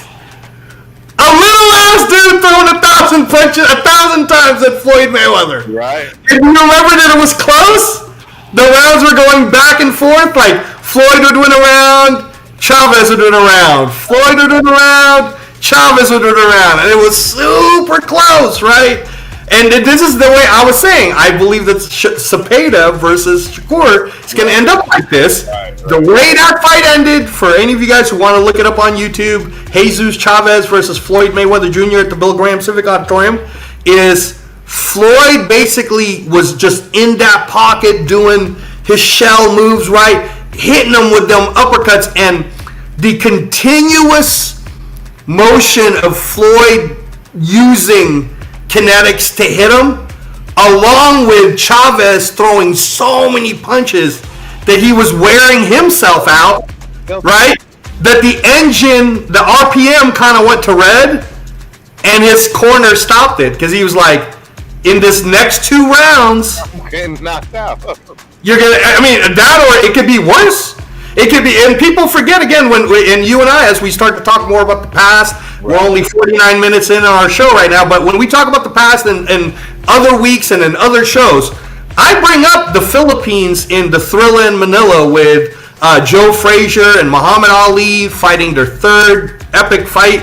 Right. It was so hot, Turf. It was like 150 degrees. And Joe Frazier and Ali were killing each other. That at that time, Frazier's coach, man, he was like, No. Then going into the 15th round, Right. in where he could have possibly have won. Okay, Joe Frazier's coach stopped it. He said no because he was worried that Joe Frazier might die if he fights another 3 more minutes. And that's what I was saying is with the Jesus Chavez fight at the Bill Graham, his trainers were like, I don't know, man. If I put you out there for 2 more rounds and you're taking these uppercuts and you keep throwing all of these punches, this might be it. So I kind of think that if Shakur and Cepeda really go at it at their peaks on July 12th, it might end up like that, Turf. That's my prediction, at least. It's a possibility, and I won't discredit that. You know what I mean? That's something that you're right. It should be discussed. I mean, these guys. It's not, and this is everything you're discussing is why that boxing is taking the turn for right now. Right. Right. It's just too brutal of a sport. Right. It is. It is very brutal. It's sport. Now, having said that, again, guys, not to sway you wrong, boxing outside of the U.S. is a top 3 sport. In the U.K. right now, it is every bit as popular, if not more popular than soccer. They are literally filling out 90,000, 80,000. Their minimum is 20. Today, in the UK, in Ipswich Stadium, which is where one of the soccer team plays, there were 20,000 people watching the heavyweight title fight in the rain, Turf! In the rain! They had like rain hoods on, raindrops were falling, and they were like cheering it on the whole way, right? Because it's crazy over there. Outside of the US, boxing is treated like the NFL. Doesn't matter if it's raining, snowing, whatever. Crowd comes out, becomes stadium shows. So speaking of this stadium show, we heard earlier this year that they were trying to do one at Allegiant Stadium. Yeah. It ended up not working out because the Chargers are playing the Raiders on that Monday Night Football game, right? But Terence Crawford versus Canelo Alvarez. You know I got to bring it up because that's your boy. And I want to get your take on this because you were there. You paid your hard-earned money to be there for Errol Spence versus Terence Crawford. You were there. You witnessed history. Yeah. You witnessed it all. He became the what we would call a 2-time undisputed because he was undisputed at 140. And then there's only 3 people that's ever done it. Now in a way, he did it and Usyk did it, right? To be a 2-time undisputed. It's very tough to do. So all credit to Bud Crawford. I got nothing but love for Bud Crawford. But this is where my butts are. Is the whole Terence Crawford Canelo fight? I was kind of like, ugh, when it was first announced. But I want to hear from a Terence Crawford hardcore fan on. First of all, do you like this fight? Do you like that this fight is happening? Terence Crawford versus Canelo Alvarez. Well, look, this is the problem for Canelo. You're not naturally bigger than Bud. That's not a lie. That's true. I don't think anybody's talking about this stuff. Go ahead and talk about it. I think everybody's just saying what they want to say, that, because of the weight classes, because, Canelo's been holding himself back, quote unquote, however you want to see that. Terence Bud Crawford, I want to say, is taller than Canelo. He is taller. He is taller than Canelo. He is.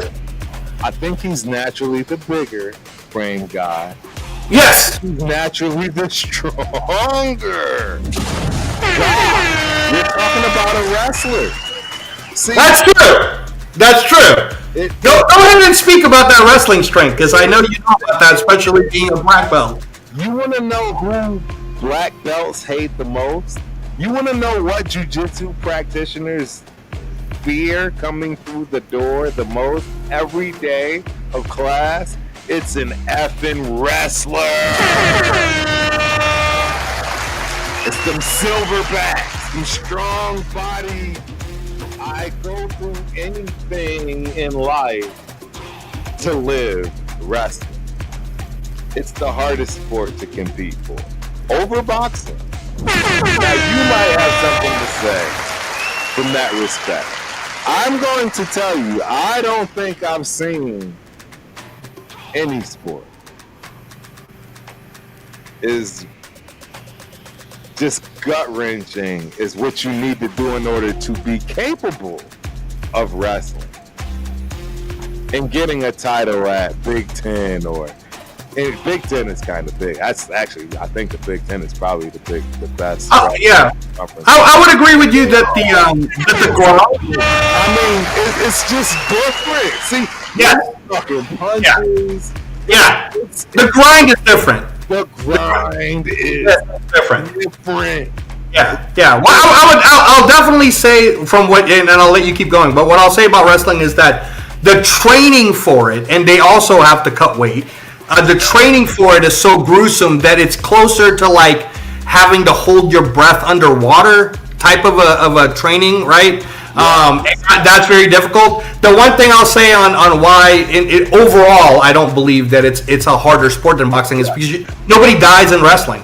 Correct. Like there's not an average of people dying, whether it was weight cutting. Like I don't hear about too many people dying because of weight cutting or dying, because in boxing you could be winning and you'll die.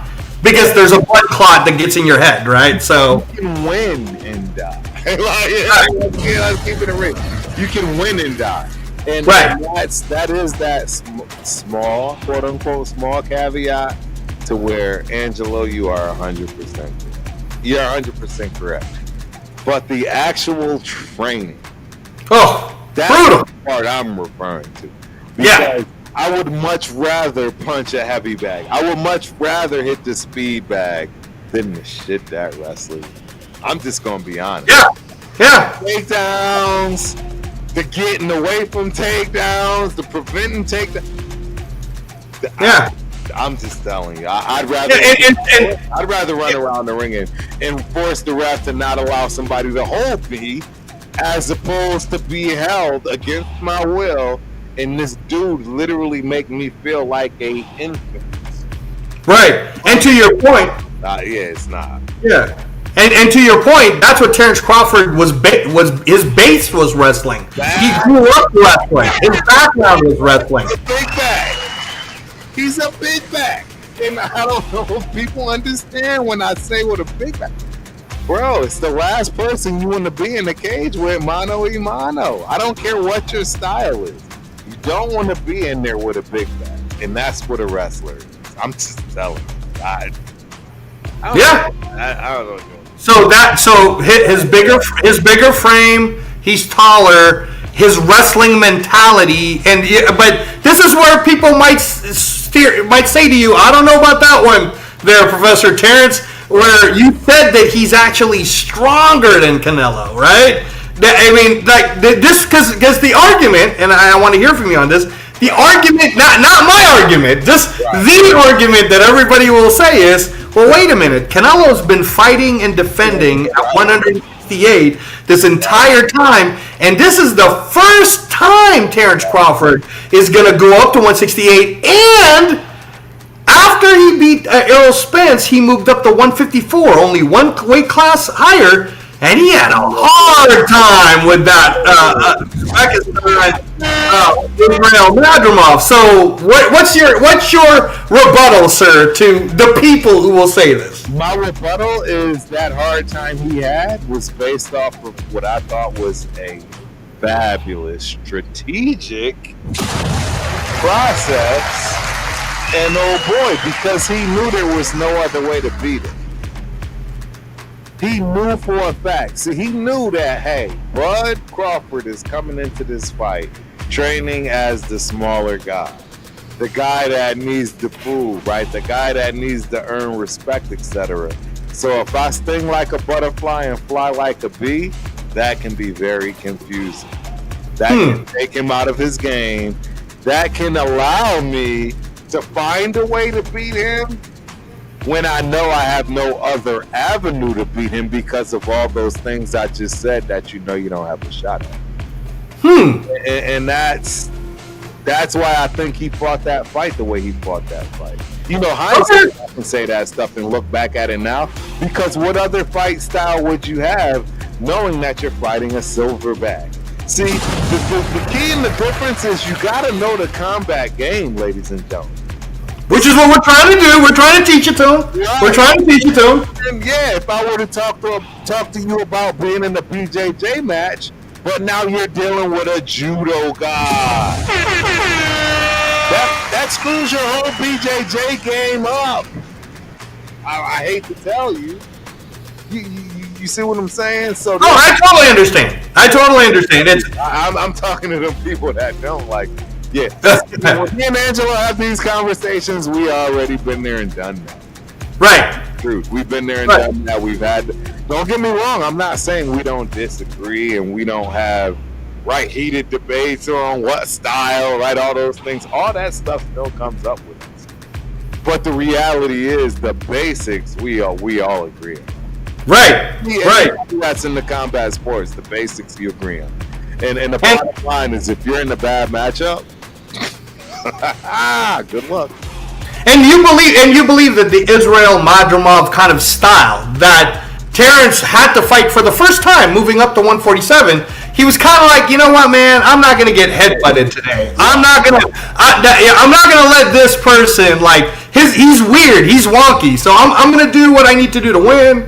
But I'm not about to take no chances in a fight like this, right? Because it wasn't the same as, and I bring this up because you know, I not only do I respect Terence Crawford, but for the people who have not Google searched yet, I was with Terence Crawford at the top rank during the top rank times when he was just growing up, and he was fighting people like Brettis Prescott. Really nice kid, very charming, very Omaha, Nebraska, good old kid, right? This is just a good kid. So anyhow, when he fought Sean Porter, and Sean Porter, I remember from the amateurs, and Sean Porter always had kind of that grinding style. And you remember in that fight with Sean Porter and Terence Crawford, his coach was like, "Bro, you're behind," and Terence Crawford was like, "I'm behind." and what did Terence Crawford do? He came into the next round and he scored the knockout, right? It seemed like he didn't want to do that with Madrimov. And that's where a lot of the people who are going to say, I don't know if his weight can carry. Because he did it with Sean Porter, but he didn't want to do it with Israel Madrimov. So now, when someone who's an expert like yourself says, you guys don't understand, Terence Crawford got that wrestling body. He's got that wrestling muscle, not just mentally, but physically. So I don't think he's going to be stronger than Canelo. It's a hard pitch just because, again, visually, they're thinking Canelo is, I mean, come on, man. Canelo got popped for steroids. You know what I'm saying? Canelo's a big dude. So how do you see it? How do you see Terence Crawford beating Canelo? How do you see that style matchup? So to be honest, this is what I see. I see this fight not going the distance. And I know that. What? Huge. Because the reality is, in my opinion, Terence Bud Crawford is Floyd Mayweather-esque. Okay.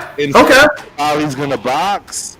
Okay. But he's never ever been able to, in his entire career, shake the ability to not have to have some get back.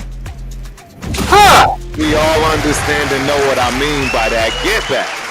He's gonna risk it all to get that get back.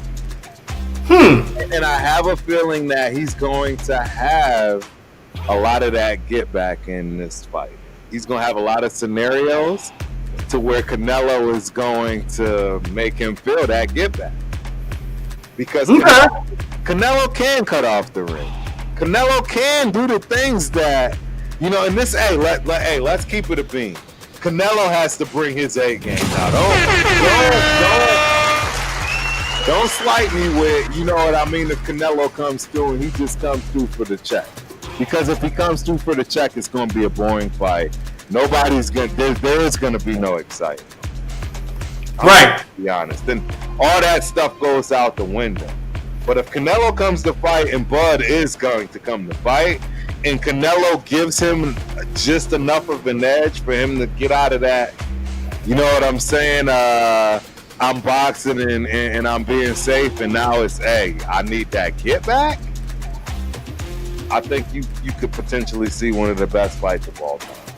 Really? Wow, man, that's a lot. And this is where when you and I are on this is where I'm concerned. My personal opinion on when they announced it, I'm concerned that this is a fight in where you have Terence Crawford, who was the undisputed champion after beating Errol Spence in 2023, and rather than the American media love him and gravitate towards him and let him be courtside to games the way Floyd Mayweather was doing it, and let him show up, like, he just kind of went away. You know what I mean? Like, he was just like, he wasn't embraced. He wasn't embraced the same way Deontay Wilder was embraced. And Deontay Wilder only won one belt, right? When Deontay Wilder won the WBC belt, everybody was like, wow, Terence Crawford won all 4 bouts. He's the undisputed champion. And in that span of 12 months, like, he didn't get more famous. You know what I'm saying, Professor Terence? He didn't get more famous. No. So it concerns me that arguably the most popular current undisputed champion, however you want to say it, right now in 2025 is Canelo Alvarez. Yeah. Arguably, I would argue to say that we can put Canelo Alvarez in any part of the world. We can put him in a UK fight, and he would help sell a stadium. We could put him in Japan, and he would sell a Tokyo Dome. Kind of like a Mike Tyson. I'm talking about popularity, guys. So Marcus Banks and Chewy, don't come at. I'm not comparing skill set. I'm saying popularity wise. There's no argument, right? There's no argument that Canelo can fill out a stadium, whether it's Mexico, Australia. He is popular, like regular popular. Shedeur Sanders popular. Okay. All right. Okay. So since he is, and Terence Crawford is not, is the motivation for Terence Crawford to do this to get paid? Because no one asked for it. No one asked for it in the boxing world. Motivation for this is to show that he's... So this is how I look at it. This is the other reason why I think he wants to stop it. He wants to show that, hey, Mayweather did it early, I did it late, and I'm the older one that's more washed up, and I knocked him out. And this is great that we have this all on record, because that's true. Most people forget that Terence Crawford is 2.5 years older than Canelo Alvarez. Canelo Alvarez is the younger fighter. Terence Crawford is the older fighter. Canelo Alvarez has been the bigger fighter, or at least fought in the bigger weight this entire time, and this is Terence Crawford. So now I'm going to flip it around. Yeah. What would you think Canelo, with the reputation that he has, with all the millions of dollars that he has, right, is going to allow this little dude to just let him get... come on, man. Have you ever seen Canelo get knocked out? I've never seen Canelo get knocked out. This is the reason. So you remember how I said I think this will be a knockout? Because I think Canelo has the same exact situation on the opposite side. Okay. I got an older fighter. I'm in my prime. I'm closer to my prime than him. And I can avenge this Mayweather loss because it's the same play. Ooh. Now that's something that I haven't heard too many people talk about. That's a very original take. And Canelo can say, look, I avenged that loss. Y'all that y'all want. I was young at Mayweather. He picked me when I was ripe, and look what happened when, you know what I'm saying? I'm who I am. And right. And I'm fighting the same Mayweather that y'all, you know what I mean? And again, right, he's not 30, 50, and nobody's 40. Like, you see what I'm saying? Like, no, I understand. They both have that carrot dangling in front of them from Mayweather. They both do. Okay. I think the ego, I think the mindset of both of those fighters is why they will be a knockout. Okay. Going to distance. You don't think this will go to distance at all? Wow, that's a very hot take, ladies and gentlemen. And again, for all of you who, and believe me, all of our combat sports people that are because again, this is our trial episode 1. We didn't even advertise it, right? We will be sending this to all of all the people, so they'll get a chance to. Well, me and Professor Terence, we're putting ourselves on record so that people can attack us if they want to. Yeah. What we say, huge, bro. This is huge. Everybody knows that Bud is my favorite fighter right now to date. Meaning, you know that guy Mason is the one up, right? So people know I watch these guys. These are the guys I watch, and you know, yes, I am wrong, and I'm sure in several sports, you know, takes. But man, man. People know I've made some serious money on. You made some serious cash. And all I'm telling you right now, when this fight comes out, that's what I'm looking for.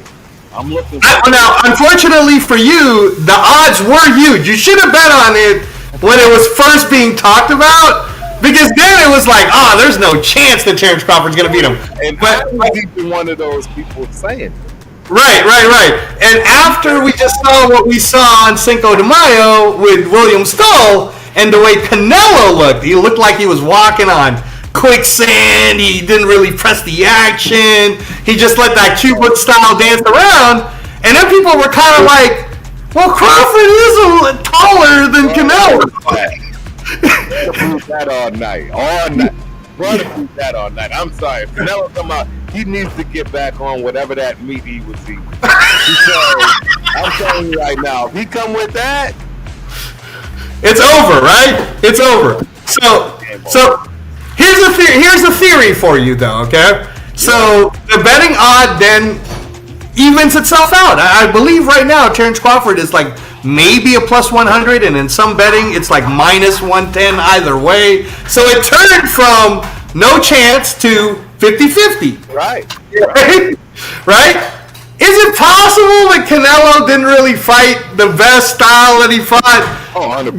You know what I'm saying? Like, he's like, I'm going to make a lot of people think that this dude can beat me so that when I pound him in front of all my Mexican people all over the world, and I'm going to at least get some credit for pounding the hell out of this guy.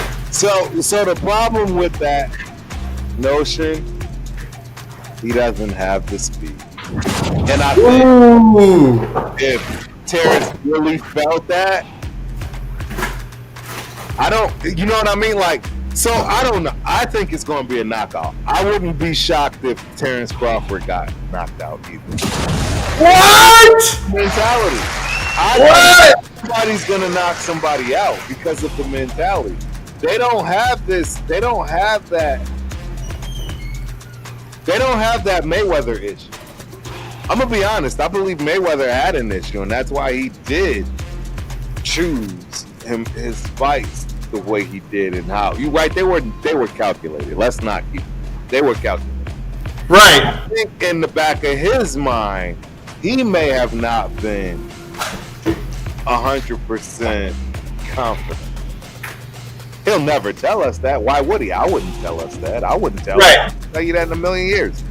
But I have to look at it that way based on what I've seen. And that's his motto. He's done it for his fighters that come behind him, all that. And it leaves that taste in my mouth. I hate to say it, boss. But I've never felt that way with Terence Bud Crawford. So you're actually advising people that if there was a betting pool, and the plus money is on knockouts, bet knockout either way because you believe this is going to end up being a knockout. Bingo. You bet the under. You're betting the under.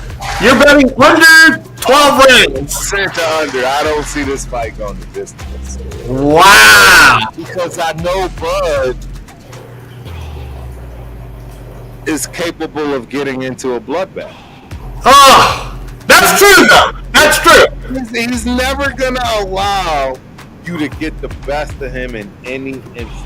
And again, if you're watching us on the Knockout Canvas or on the Ultimate Raider Fan 32, we appreciate you guys. Raider Twan, thank you. All of you guys who switched over to the Knockout Canvas, Eternal Raider 72, we appreciate you. You guys got to check out his show. He just started his channel, Pop Rundown, Eternal Raider 72. Thank you. Down in the building. Yeah. We had Twan. We just want to thank everybody. We're sorry, guys, because again, we're working out the kinks right now, and we're deep into the Canelo Crawford conversation because the whole point of the show is to educate. We're trying to educate everyone into why you want to watch the combat sports. So you're saying to bet the under on two fighters that in their entire careers have never been knocked out. Terence Crawford has never been knocked out. Canelo Alvarez has never been knocked out. And yet, Professor Terence Crawford is saying if you could bet the under, you bet the under on this fight. And that's really the question to the answer. Who do you think actually will get knocked out? Actually, right? And that's I'm going with the big back. I'm going with the big back. I don't know. I'm going with the big back. I'm going with the wrestler, man. I'm going with the guy that he's just got the better track record with this mentality. Okay. All right. I totally understand. I'll wrap it in a bow for you because what's wrong with this guy? Yes, yeah. And you're a fan. There's plenty of people that will agree with you because there's plenty of people who are definitely deep into the boxing culture, in the boxing world, who are boxing aficionados who will agree with you. Oh yeah, Terence Crawford, he's great. The pushback again from either casuals or your Stephen A. Smiths who barely watches boxing, which is one of the reasons why I hate it when they try to talk about it because it's like, but you don't even know who the top people are. Like, can you name the 20 American world champions that we have right now? Like, you know what I'm saying? Like, I would like whoever to report. I miss Max Kellerman. Let me just say that. I miss Max Kellerman. Because Max Kellerman at least, right, is someone who, who does this, right? Okay, so again, all respect to Stephen A. Smith, by the way. You're awesome on all the other sports. That's fine, and basketball is really your thing. So keep that up. But yeah, when it comes to the boxing, it's hard for me to see someone like Canelo Alvarez, who in his entire career has been elusive enough to never have been knocked out by Gennady Golovkin, who arguably could be the greatest middleweight next to Monzon and Hagler. He didn't get knocked out by Dimitri Bivol, right, who's bigger than him, 175, right?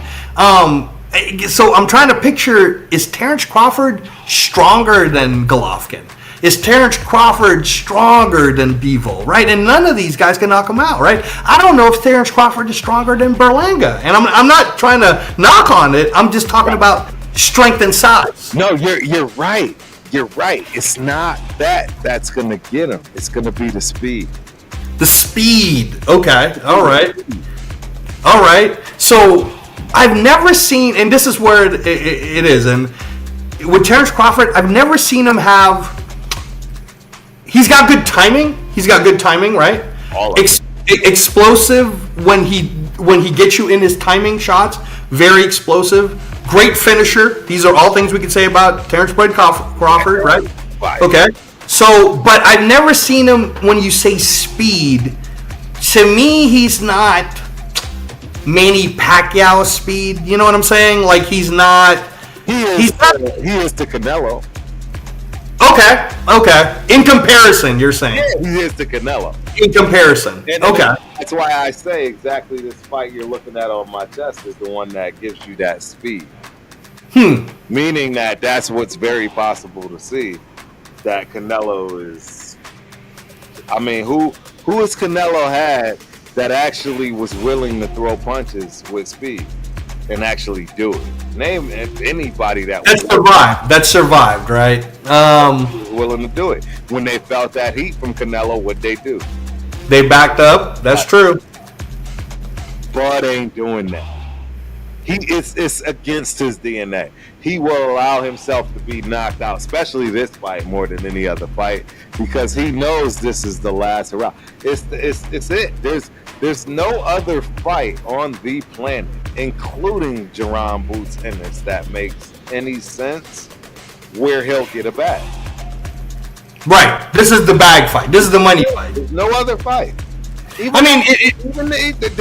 Bro, think about it. There is literally no other fight. There's no other fight. Name one.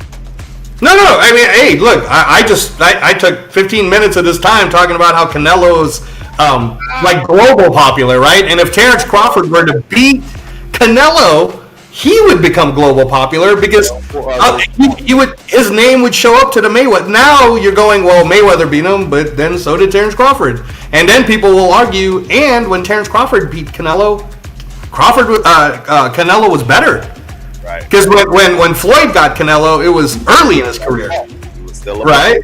Still wet. And again, I'm talking about what other people will say. So before you go attacking me, Marcus Banks, for saying that, I'm talking about the general public, because I will defend Floyd to the end.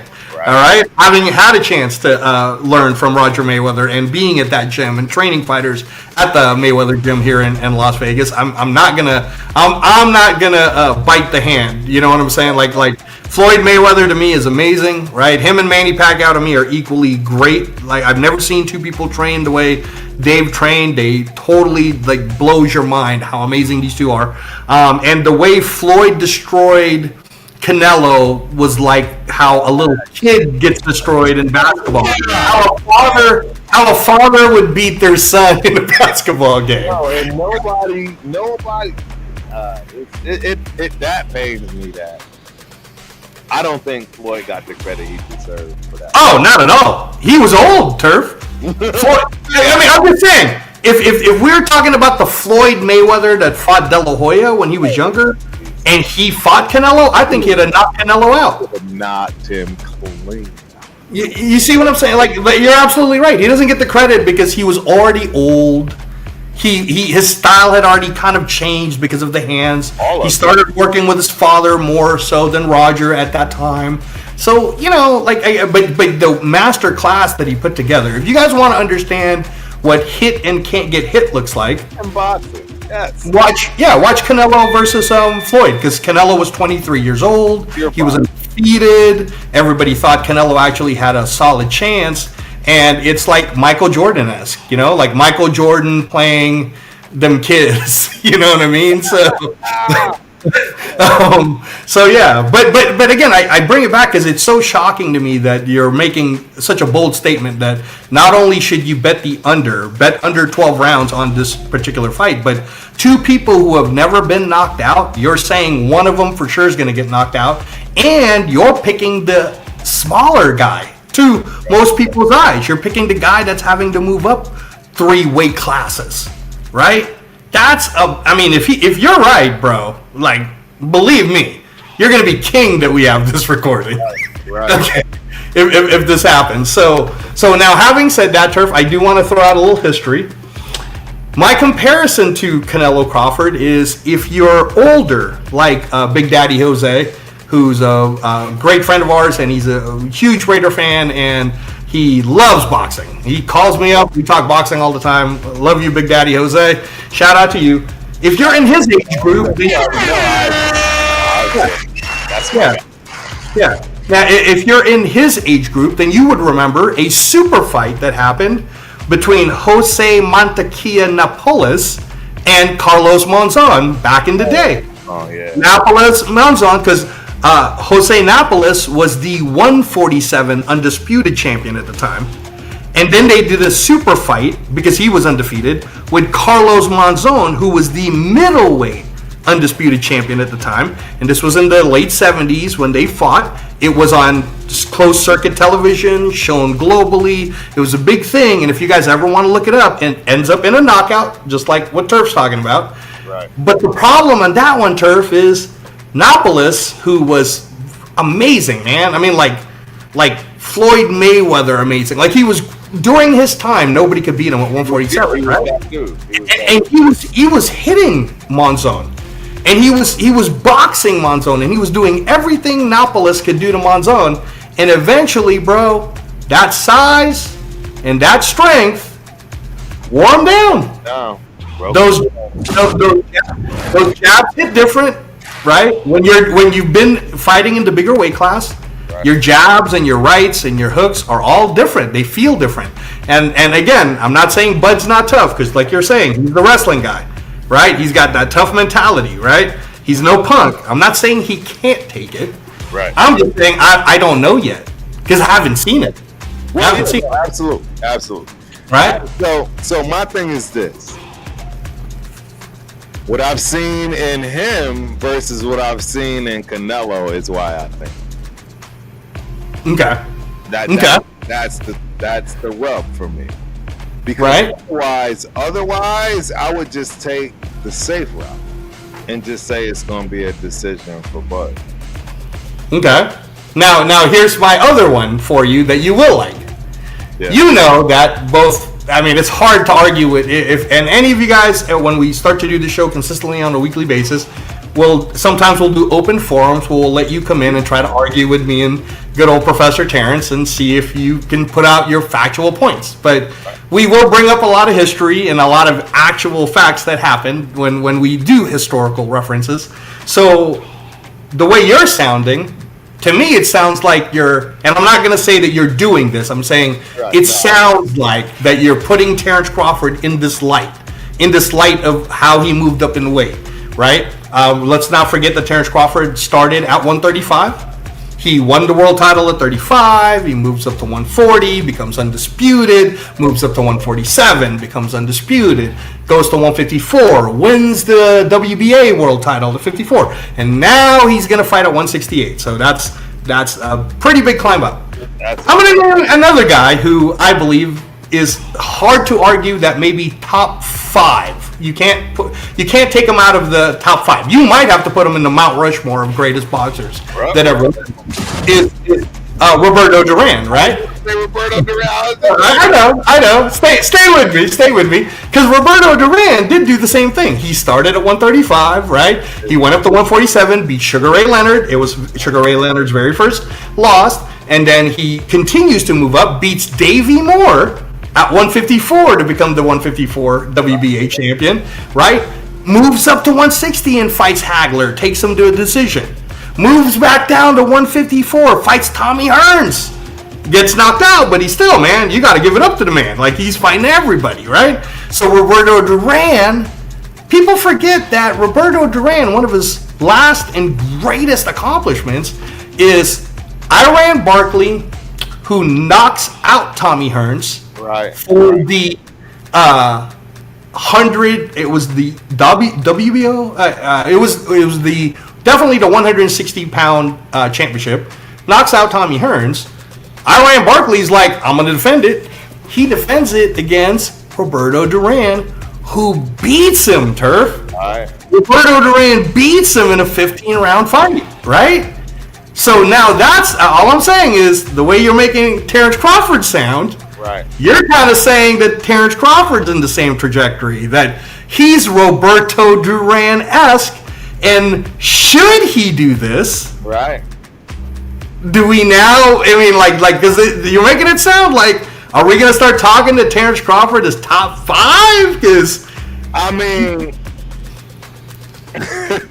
he's tough, right? I'll be honest. He's my top 5 because I'm biased. But these are the reasons why I think he will become top 5 just across the board in general. And I think he shows it. I don't think there's more of a fighter with that ability that's willing to go out and show it. I don't think you'll ever see. I don't think he took that fight with old boy safe. I don't think he changed his game plan at all, which was the reason why he didn't have a better outing. I think Bud came into that fight with a game plan regardless of what the other guy was going to do, and stuck to it. And the reality was that they thought he'd bang more and get caught more. But he danced and boxed the whole fight. And if you have two disciplined fighters, that's what you're going to see. Those are going to be the results. Right. So right. Again, if Canelo comes in and he's the one that's unwilling, well, we're see a boxing clinic, and it shouldn't look well for Canelo. Right. Well, we're going to find out, ladies and gentlemen. We'll talk about this more as it gets closer. It is scheduled for September 13th, Friday. They're talking about switching it on Saturday. So that will be happening in September. Canelo versus Terence Crawford. And hopefully the American media actually does their job and pushes this fight, unlike in the global media. So as we're getting closer to the end now, and we've been talking for a bit, right? Actually, just so that you guys know, again, we the reason why we started the channel is we want to further educate everyone in a positive light of understanding how to watch boxing in the United States, and also how to watch combat sports in general. And we'll be bringing up a lot of different topics. There is a fight that is happening that I'm staying up for, Turf. 1:30 in the morning. Junto Nakatani of Japan. Pound for pound number 7. Might be our current Manny Pacquiao of this time right now.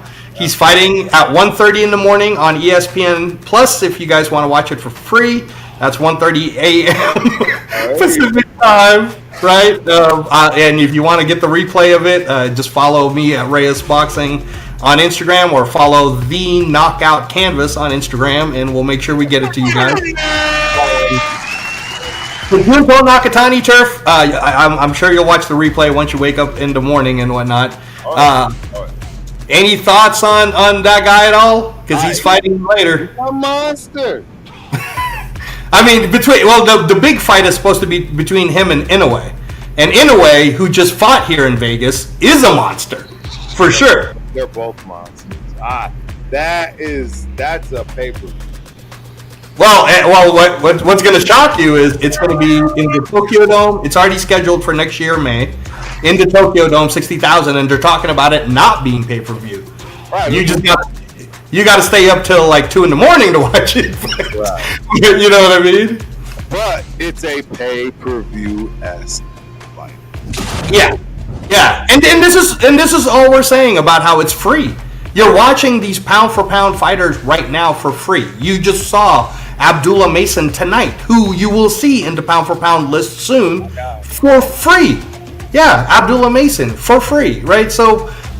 Again, we're trying to just educate you so that you don't complain about the fact that it's not accessible.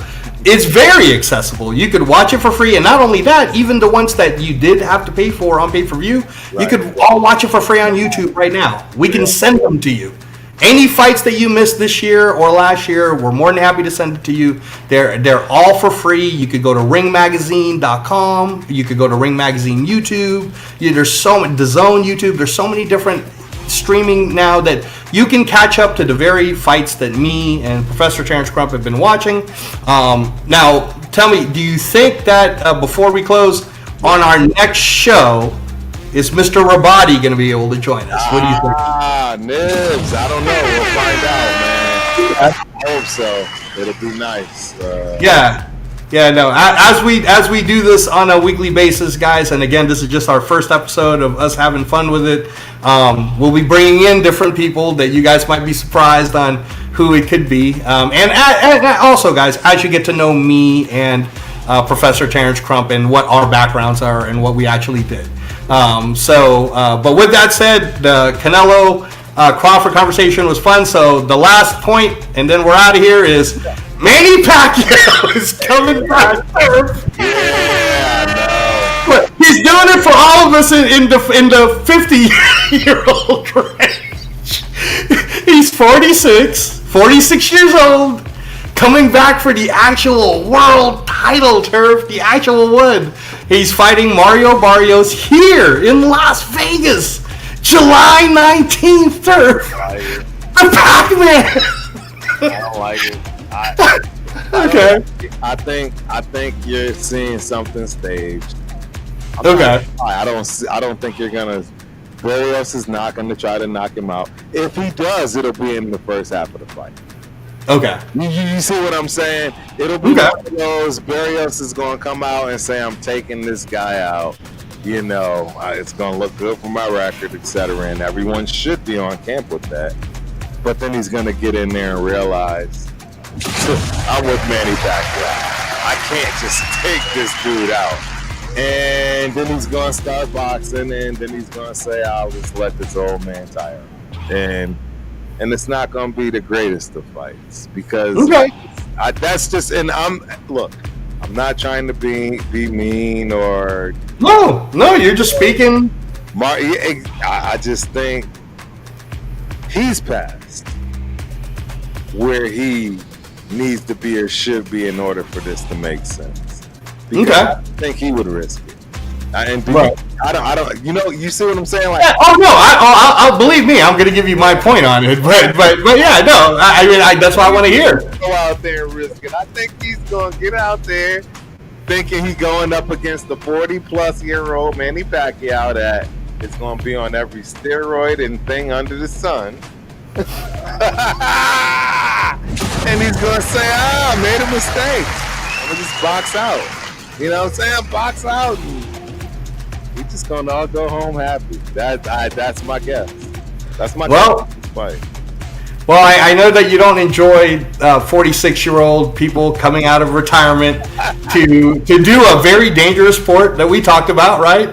I mean, people die in this sport, right? So, 46-year-old coming out of retirement, the last time he fought was 4 years ago in 2021, right? It's been too long, brother. It's been too long. But here's what I will say. I got a chance to work with Team Pacquiao. I was there during those great years of 07 to 012. I was at Wild Card Gym. I remember little D Benavidez coming in back when Jose Benavidez was just Manny Pacquiao's sparring partner there at Vine Street. And Manny is like Tom Brady in the sense of, again, for the football fans, Tom Brady's ceiling was so high that even when he was low at 40 and he wasn't the same Tom Brady, he was still able to win the Super Bowl. Right. Okay. All right. With the right team around him and the whole bit. But he beat Kansas. They won the Super Bowl. All right. So I'm just saying, Tom Brady did it. So I don't think Manny Pacquiao would have been advised to come back if he had to fight Jaron Boutinas. Okay. All right. Okay. I don't think Manny Pacquiao would have came back if he was advised to fight Brian Norman Jr., the current WBO champion, who is a knockout machine at 24 years old. Because we both know, Professor Terence, that Jaron Boutinas, who's only 26, and Brian Norman, who's only 24, like, these are some killers, man. All right? These are some killers. But Mario Barrios, who got knocked out by Gervonta Davis and lost to Keith Thurman, he is the WBC champion. He's the legit champ. But at the same time, this is the guy who also hasn't fought Conor Benn, who's his ranked number 3. Even I know that Devin Haney is his ranked number 1 mandatory, but there's a lot of games that are played, especially with the PBC fighters, right, on who they're going to fight because they want to maximize the money. So I don't hate that a lot of people are going to want to watch this because who didn't want to watch George Foreman when he was fighting Evander Holyfield and Tommy Morrison and Moore, right? And who really didn't want to watch when Bernard Hopkins fought John Paul, right, or Tavoris Cloud? You know what I'm saying, right? Like you're doing it for all the old folks. So my point, Turf, so that we'll have it for record is, do I believe Manny Pacquiao can win? Absolutely. Do I believe Manny Pacquiao? Do I believe Manny Pacquiao can knock him out? 100%. Okay. The only way I do not see a scenario that plays out like this, because I don't believe Barrios can knock out Manny Pacquiao. I'll tell you right now, that ain't happening. And Pacquiao, the only time I ever watched him, and unfortunately for me, I was there on the floor seats. I took my mom to a Pacquiao fight at this time. I was with the team, and when he got knocked out by Marquez, we all thought he died. Y'all were there. Oh, shit. Oh, Turf. That was bad. Turf. Not only were we there, we were seeing him all week. We were going to church with him. I remember being upstairs with him after he got knocked out, and I'll tell you, Manny was so great that he was still in a treadmill running, trying to cheer everybody else up. Like, Manny's just that type of guy. Like, he wasn't sweating it, but he was totally winning that fight, and he got caught. And as we know, anything can happen in boxing. All it takes is one punch, right? One mistake, the whole thing changes. So that's what I'm saying is, I've never, other than that, I've never really seen Manny Pacquiao like get destroyed, right? I don't see Mario Barrios, even though he's 16 years younger, he's not going to destroy Manny Pacquiao that way. So one of two things will happen. Mario Barrios will choose to make it a fight, like he did last year with Marcos Medina's little brother, Fabian, and that turned into a fight where it shut Mario Barrios' eye, even though he won. Right. He also turned this just recently. When he fought Abel Ramos on the undercard of Mike Tyson versus Jake Paul. I don't know if you remember that fight, Turf, but he was supposed to destroy Abel Ramos from Texas, and Abel Ramos ended up knocking him down, Mario Barrios, and it became a draw. Correct. That's the Mario Barrios that Manny Pacquiao is fighting for the world title, Turf. So when you say what you're saying, I just want to counter with Mario Barrios ain't the killer at 147. Point well taken. You're right. All right.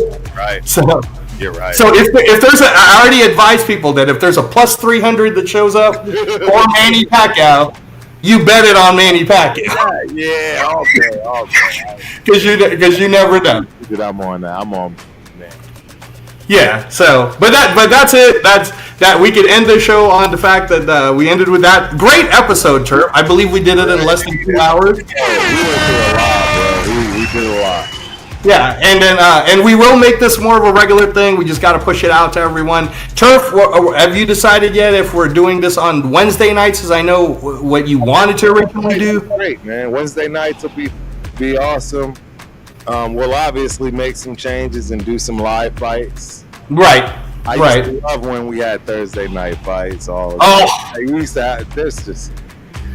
going to start going down that. Turf, you remember Tuesday night fights though, right? Remember? I do, yes. Oh man. We'll get back. When those things come on, we'll come on. Right. But yes, for right now, I think we will be every Wednesday night. I don't want to say a specific time just yet. We're still trying to figure it out. But once we figure that time out, it will be that time moving forward for the longevity. Right. And we hope that you guys, if you get to listen to this on replay when we send it to you, that you enjoyed just the conversation. There's going to be a lot of information being given out. You notice that even though both Professor Terence and myself can get opinionated, our opinions, though, are still within reason of things. We're not giving you crazy stuff. Within reason of debate. That's all we're doing. We're not trying to force you to love a certain fighter or force you to hate a certain fighter. We don't love or hate certain fighters. Although I gotta throw this out since in the end of the show, Professor Terence might not like Haney that much. I'm just but I'm just saying, we're gonna have that discussion because it's gonna come up. But that if there was a close to hate, that might be the one. So, anyways, anything else to add there, Professor Terence? We out, man. It's a great opening, great premiere, great show, great everything, man. I appreciate you. Thank you so much, Angelo. I just can't wait to continue, man.